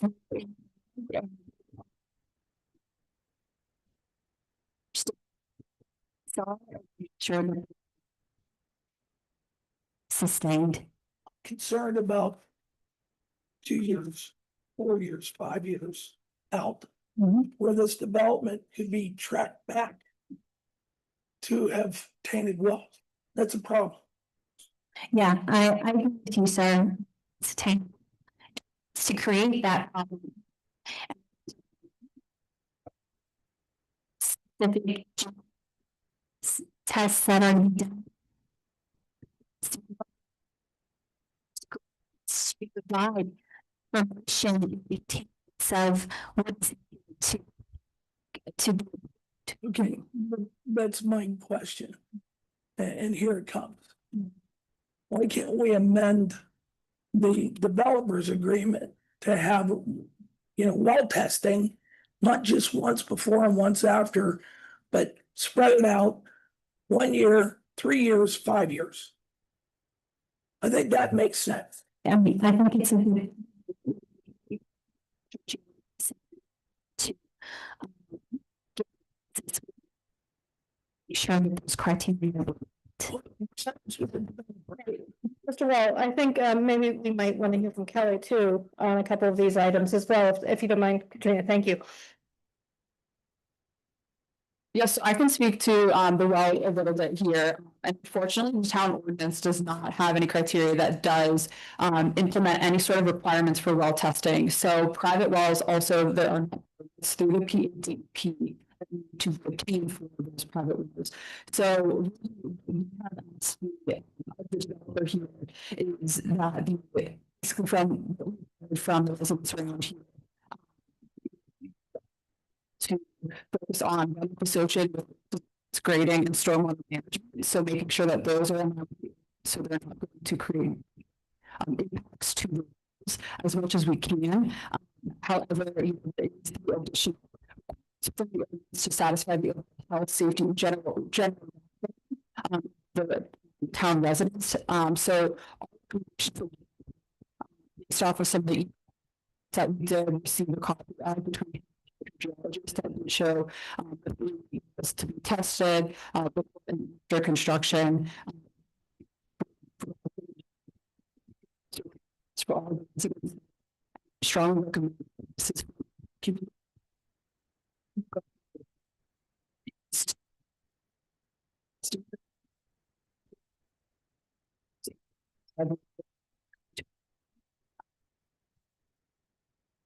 general consideration be added to as an spec as part of the construction. So unfortunately, from the town, says don't have to say to do this testing, but strongly recommend to look out for it's interested and can do some sort of so I can tell you exactly what it is, but let's receive the success for these.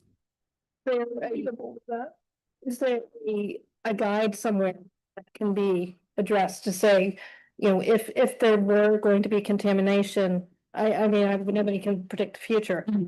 Is there something like a standard that says this should be done every 2 years, every 5 years, or once we're 10 years past development, we're in the clear? Is there anything like that that exists? There's information for testing systems, and that could be something that we could put some additional information on to specifics of some that can be shown as a guideline. Does council have any other questions for Kelly with you? I have a question for Katrina. Okay. So do I. All right, we might be a little bit back and forth. So, thank you. You indicated that Thank you, it would Kelly. be, I'm sorry. you said it would be written into the agreement that impact on the wells would be the responsible of the developer. What exactly do you mean by that? What part of, like, what are you going to be responsible for? When you say that it's going to be written into the agreement? You said that there are 3 wells identified with potential impact. You said it will be written into the agreement that it will be the responsibility of the developer to do what with those wells? I really can't answer that question because it has to do with tend to damage wells. That's not the intention. Intention is to say, oh, sorry, your well's been damaged. I mean, obviously, the other protocol to follow. Call is, I personally am not knowledgeable of that call would be. The hydrogeologist and guidance from the town as to what they think could be done. It's close by. There could be option, but I cannot speak on behalf of the developer, but the goal is to be responsible. That's the goal. And then another question with modification request number 1, do you think modification only at one site? Is that the 2.5 times? That's, yeah, no, that's the So yes, that is at the pond. Okay, thank you. Yeah. Mr. Wall? Yeah, very rarely does a developer go out to try and destroy wells. Okay, so let's get that square. Yeah, I'm looking for the construction company to step up and really ensure that the wells that are on these 3 properties are tested on a periodic basis to make sure that we're out of wells. I have a question about the wording as well. You mentioned developer or owner of property. This is the same. Okay, that's just making sure it wasn't a new one. You talked about a 2-to-1 grading ratio. We've talked about the wells. Let's talk about the sidewalks. I'm told that the school district will not drive up there with a bus because there's a cul-de-sac. So the kids are gonna have to be down on Harmony Road. They're gonna have to walk to a bus stop on Harmony Road. Wonderful. There's no place for them to stand. There's no pad. There's no nothing down there for the kids to stand. Keeping them off the roadway. That's essential. There is a sidewalk that is extends all the way across. It's 5 feet wide. There's also a signage area that's directly onto, so that there could be a pad area there for also standing. I think a pad is a necessity for the safety of those children. And we don't know how many children there are gonna be. Correct. When you say could be, there's not currently the intention of putting one. Thanks right now, so. And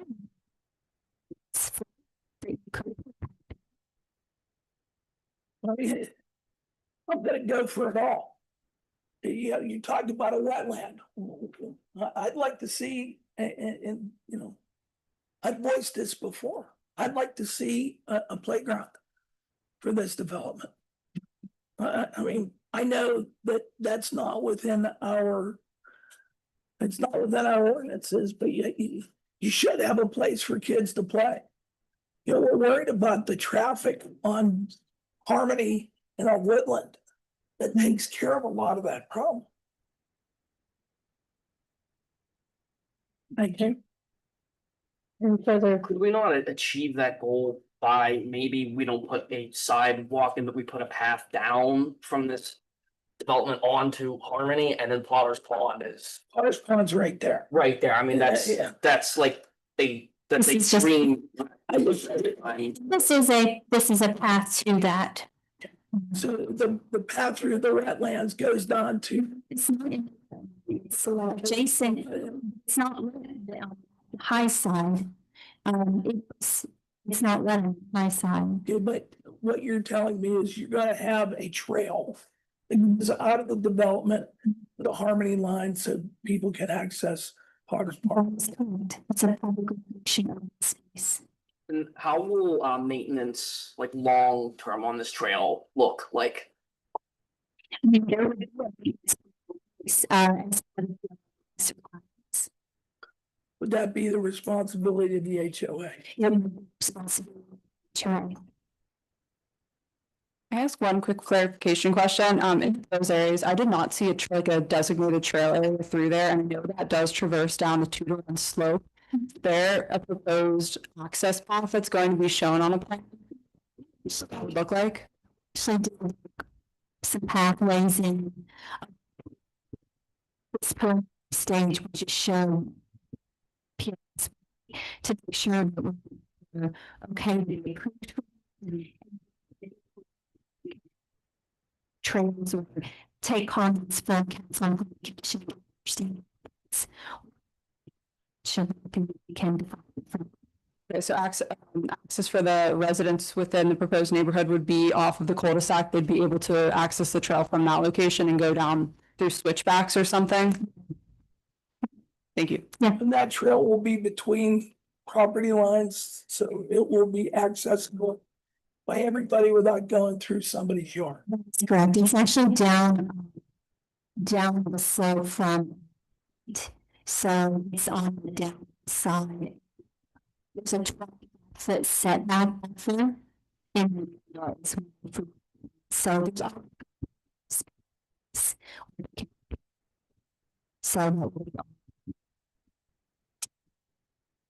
So it'll be an easement, not a separate parcel. that's correct. Okay.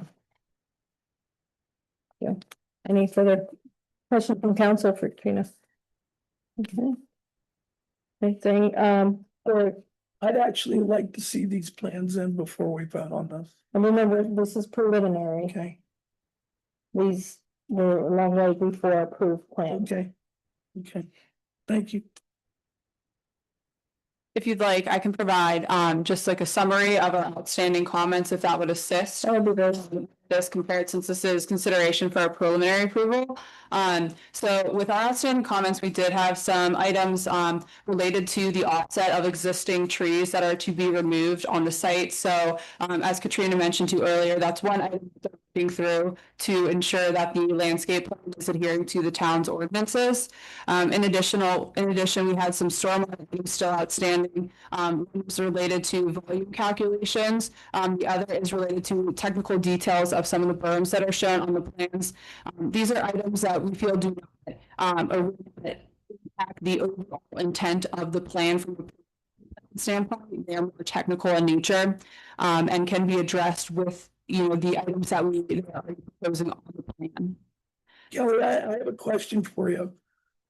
Under the new stormwater regulations, we're supposed to be reducing stormwater to 40% of what it would be normally? Not 40%. So there are different percentages for different release rate districts. So depending on where you are within watersheds or certain certain percentages that you, if you're saying 10 CFS in existing conditions, you need to reduce that in your post-construction conditions. So there's a consistent analysis that is analyzed at the most downstream end. So in this case, one of the analysis points is down where that Bellcrest Place residence is in that area. There is a point of interest that was analyzed. I know too that the town of McCandless has implemented in their last stormwater updates a 50% release rate for the 1 and 2 year storms. So any storm, which are our most common storms that we see, they're required to be adjusted. So 50% is what we're going to see in our post-construction conditions compared to what we see today. So that's just a brief summary of what those percentages look like. So in layman's terms, the concerns about flooding, that the stormwater is going to be reduced by 50%. For the 1 and 2 year storm, that's correct. And then 64 Pine Creek. To Okay. Requirements, yes. Yeah, and those are items that are within the ordinance. They're not PADP standards. It's more localized. So it is more stringent. Correct. Yeah. I'll tell you, Abby from the Conservation District who covers this area has told me that Kansas stormwater this is pretty thorough, which is great feedback. So. Thank you. And the other items on your letter? Yeah, the other items, so we did get some of the site distance items addressed. However, I did want to make sure that one additional is provided to ensure that there are no site distance constraints when a driver is looking along a hillside. So we need to make sure that there's no grades that are going to be with their line of sight. Finally, the sanitary connections into an existing line of craft. We want to make sure that those are legally approved to start of construction, since that's not, or that's still being finalized in relation to is accessible on Bellcrest right now. So that's one item flagged as well to make sure that is clear and addressed prior to construction. That is everything that I had as keynotes. Mr. Clover? I just wanted to chime in on that legal issue there. In the engineer's letter that the town attorney, et cetera, has made this determination. That is not the case. We are not the person that adjudicates property rights. That's the Court of Common Pleas for the developer and the neighbors. So I just want that to be on the record, that nobody thinks that somehow we are making a decision one way or another. That's for you all to figure out. And if you do, you can bring that back to the town and then move forward with it.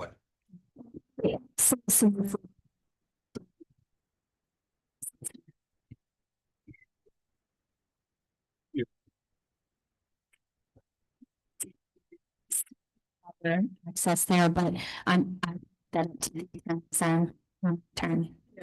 So being approves that. So we say the applicant shall confer the legal ability to access and perform within the sanitary mean and serving lot 7 that encroaches upon the privately owned portion of Bellcrest Place. So it needs to be. My view is that the memo that was provided is not sufficient to establish that. Would have to be a written agreement, or there would need to be perhaps a court decision that would indicate that the rights exist. With a private, right? So they're the property rights into that drive. So Has access to some. correct. That's exactly right. That they have the ability to access that for sanitary purposes. So also, yeah. Correct. Right. What would be involved in doing a traffic study of Woodland and Actually, we can touch on that. I have a few comments. I'll start with the comment regarding the traffic study. After our last few planning commission meetings, discussion with our town engineer, the town actually is having our traffic engineer take a look at the pre-existing conditions of the site. The way that the code is written for traffic studies, a development like this doesn't meet the threshold for the number of trips generated per day per hour. But you know, after a lot of comments and driving over the site, and you can see that there, you know, there's some site distance that's pre-existing. So the town's actually going ahead and taking a look at the pre-existing conditions to have recommendations made to the town to make adjustments for what's existing to help enhance, you know, the existing site and excite if a development like this would be proposed. So in terms of like a traffic study, you know, the town's actually looking at the pre-existing conditions to make a recommendation if there needs to be additional signage with the private road. I think that this is probably seeing that there's a private road and a street there. It's just a key intersection and something that the town's gonna be looking at. I did just note to follow up before you continue, Katrina.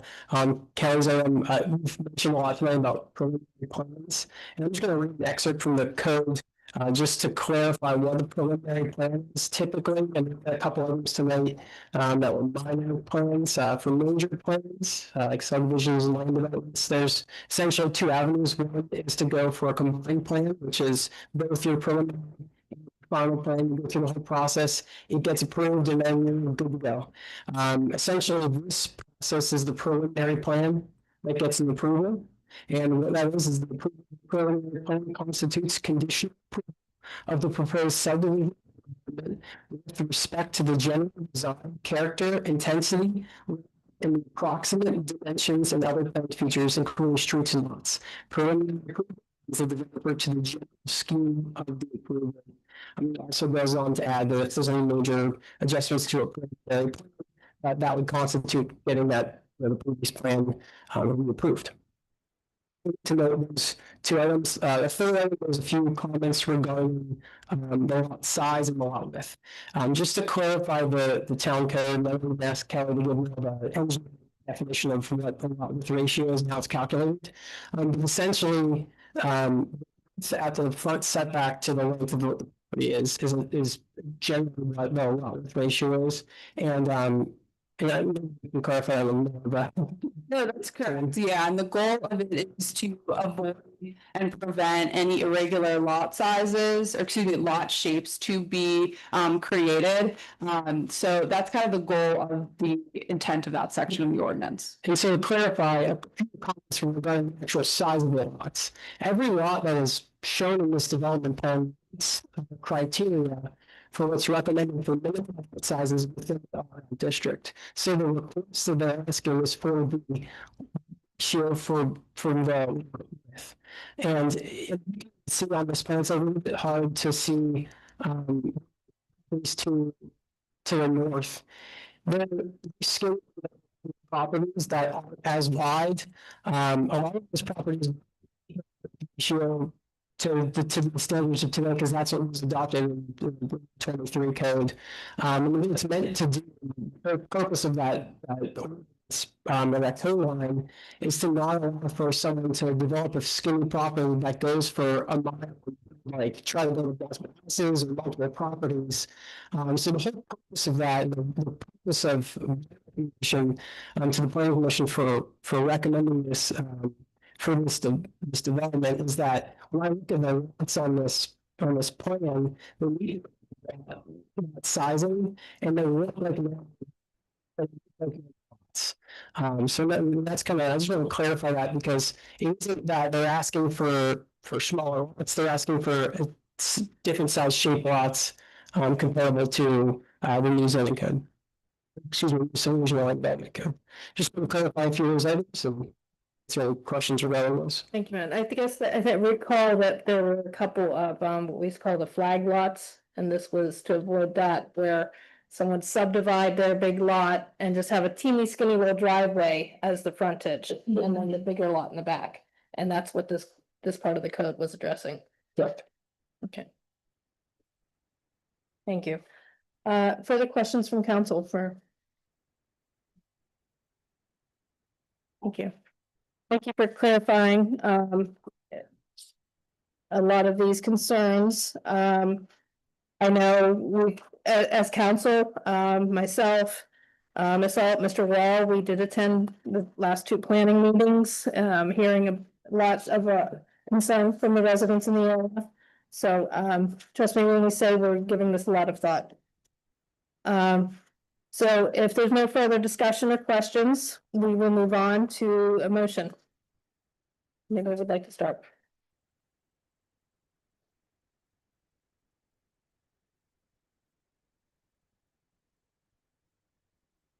I move to approve modification request number one from 1705.06A to allow fill slopes of 2-to-1, code requirement maximum fill slope 3-to-1, as shown on the submitted plans with the supporting geotechnical report. Thank you. We have a motion. Do we have a second, please? Second. Jinx. Nope. All right, Hickerson. Thank you. Any further discussion from council or questions about this motion? I think Laureen's question about the developer's responsibility and that going unanswered, even for a preliminary preliminary plan is important. If, you know, everyone makes mistakes, if the geologist got something wrong, how are the people affected made whole? I think that that's something that we should be considering from the outset of the plan, even if it is preliminary. Thank you for your comment. Anything further? Okay, we have a motion and a second, to approve modification request number one. All in favor, please respond by saying aye. Aye. Roll call, please. Roll call. Okay, Ward 1 is not here, so Ward 2. Aye. Ward 3. Aye. Ward 4. Aye. Ward 5. Aye. Ward 6. Nay. Ward 7 is an aye. The ayes have it. It is 5-1. Okay, moving forward to motion to approve modification request number 2. May we have a motion, please? I'll make it. Motion to approve modification request number 2 from 1104.130B2 to allow the depth of a lot for single family lots to 2.5 times its width at the front setback line as shown on the submitted plans. Thank you. And we have a motion. We have a second, please. Second. Thank you. Any further discussion about the width ratio? As well as the accepted. The accepted protocols of these lots are meeting our standard. Are they meeting our standard? Let's meet the standard with the request to have the width ratio exceed 2.5 times, which is what the request is. Other than that, they meet the standards for all requirements. You're talking about minimum requirements for sizing, we do meet that standard. Okay, thank you. Any further question or comments? I agree that they do look normal, as you state, but also that's subjective, and I would prefer we stick with the letter. Thank you. Okay, if there's no further questions or discussion, we have a motion on the table to approve modification request number 2. All in favor, please respond by saying aye. Roll call, please. Okay, for 2? No. For 3? Aye. 4? Nay. Word 5? Nay. Word 6? Nay. Word 7 is aye. That is.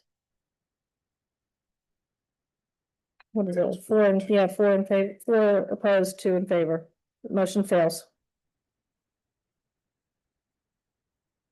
Okay, now we move on to motion to approve or deny modification request number 3. Can we have a motion, please? Madam President, point of procedure. If I wanted to modify this motion, do I have to wait until the motion is made as it's written?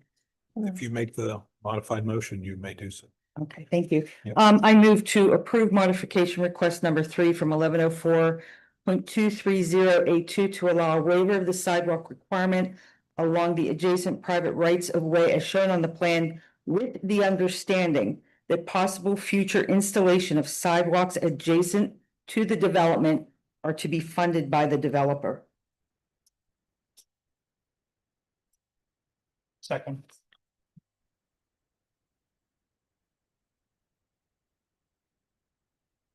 Okay, any discussion, questions from council? Of the motion as read by Ms. Alt. Roll call, please. Is there any more discussion? Okay, word two, aye. Word three, Aye. word four, Aye. word five, Aye. word six, Aye. word seven is aye. So we need to make sure you have that. Did you write that in your notes? You can Yes. share it by then? Yes. Okay. Okay, thank you. Motion carries 6-0. Okay, finally, Need to be a table since number 2 didn't get approved. okay. So, we need a motion to table item 4 because motion 2 did not get approved. I make a motion to table PLC 26-10 Harmony Manor Plan Preliminary Subdivision and Land Development. Block and lot 943-G-172, 943-G175, 943-G224, and 943-G239, subject to addressing all outstanding comments in the town engineering memo dated June 17th, 2026, and all subsequent memos. Thank you, Mr. Wall. We have a motion. Do we have a second, please? Second.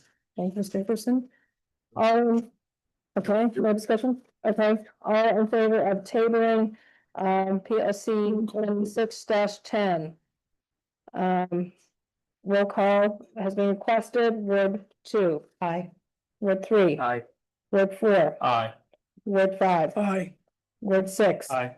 Word 7 is aye. Motion carries to table 6-0.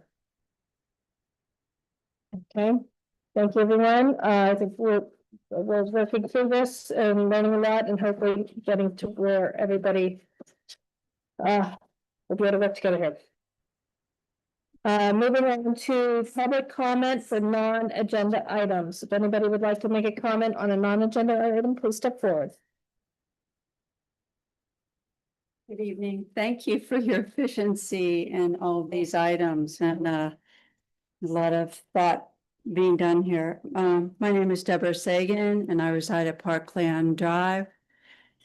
And I wanted to make a general comment on bicycle safety, not particularly related to the electronic bikes, but touching on that, I guess. I was part of the implementable plan back in 2019, as some other people on council were.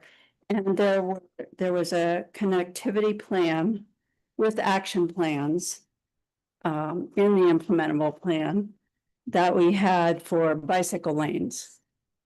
And I think that this would address a lot of the issues that we're talking about in our community. McCandless does not have, to my knowledge, any bicycle lanes, except for the North Park Loop, of course. We're seeing a lot more bicyclists, motorized and not motorized, and we need to accommodate them on our roads. Give it some thought. This would eliminate a lot of issues that we're talking about. Bikes are not permitted on sidewalks. When we installed the Grubbs Road sidewalk, there was a plan to establish a bike lane right next to the sidewalk. That was tabled because at that time, a council member said nobody rides bicycles. As you know, I might disagree with that. It would provide bicycle lanes and more pedestrian sidewalks, would provide more protection for pedestrians as well as cyclists, motorized or not. Also, I'd like to hear council be firm on that ordinance regarding sidewalks. 1104.230 parentheses 3. It disappoints me when I hear variances and modifications given for that particular ordinance. Because as Mr. Wall pointed out, we need places for our children to catch the bus where they're protected. We don't want a fatal incident in McCandless. We've had one in the past few years, and we don't want another one, and especially not a child. So no variances or modifications for the sidewalk. And lastly, something that I've talked to our town manager about was paving of Ingomar Road. I'm well aware that that is a state road. However, hopefully, we can communicate with PennDOT and get Ingomar Road paved. I was told when I called District 11 that that road carries as much traffic as McKnight Road, which shocked me. And I don't know if any of you are aware of that. However, once again, it seems like it was tabled and it's not going to be paved. And I do ride a bicycle on Ingomar Road to get to North Park, so I can ride on a dedicated bicycle path. So Ingomar Road, please put that, somebody contact PennDOT and see if we can get that paved. Also, there's a small issue with Blazer Drive at the very end where it approaches Ingomar Road has not been paved since the new development has occurred.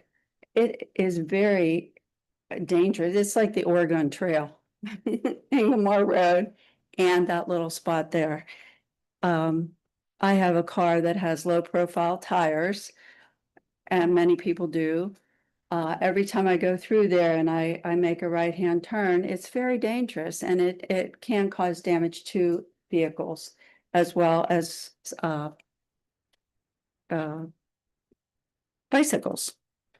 So I hope the two communities can communicate.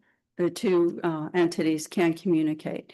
And please, please consider, once again, the sidewalk issues in McCandless and the bike lanes.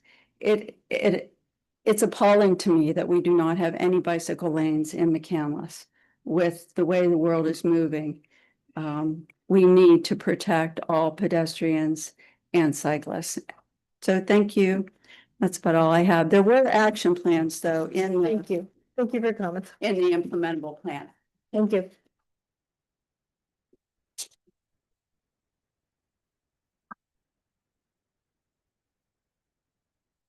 Ellen, 635 Old Puma Road, Allison Park, PO 15101. I just wanted to say how happy I am to live so close to the North Park pool. Now that it's swim season, it's great that part of North Park is in McCandless. That's an amazing pool. The width of the pool is twice the length of most pools. So I just wanted to take a moment. Sometimes we forget how important North Park is. My second thing is I'm going to ask you to repeal the strategic plan that you voted on last week for the following reasons. One, it was the meeting that produced the strategic plan was a violation of the Sunshine Act. There was no agenda, there are no minutes. It also violated the town code. All meetings are to be held at town hall except for emergency meetings, and all meetings are to have minutes. There are no minutes. And the strategic plan is not accurate in the sense that it said that the comprehensive plan had no action items, and the comprehensive plan was the implementable comprehensive plan and definitely came with action items. So I wouldn't want to see council passing something that was not accurate because it says that the strategic plan was necessary because the implementable comprehensive plan had no action items, and it did. It does. So thank you very much. Thank you for your comments.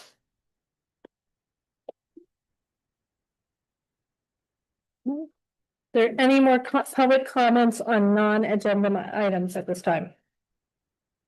Okay, can we have a motion? We're gonna adjourn to executive session. Police, we're gonna talk about the police collective bargaining agreement. To speak about the police collective bargaining agreement. So moved. Second. Thank you. Motion a second. Moving to executive session. Respond by saying aye. Aye. Motion carries 6-0. Thank you very much. Thank you, everyone. Being here this evening.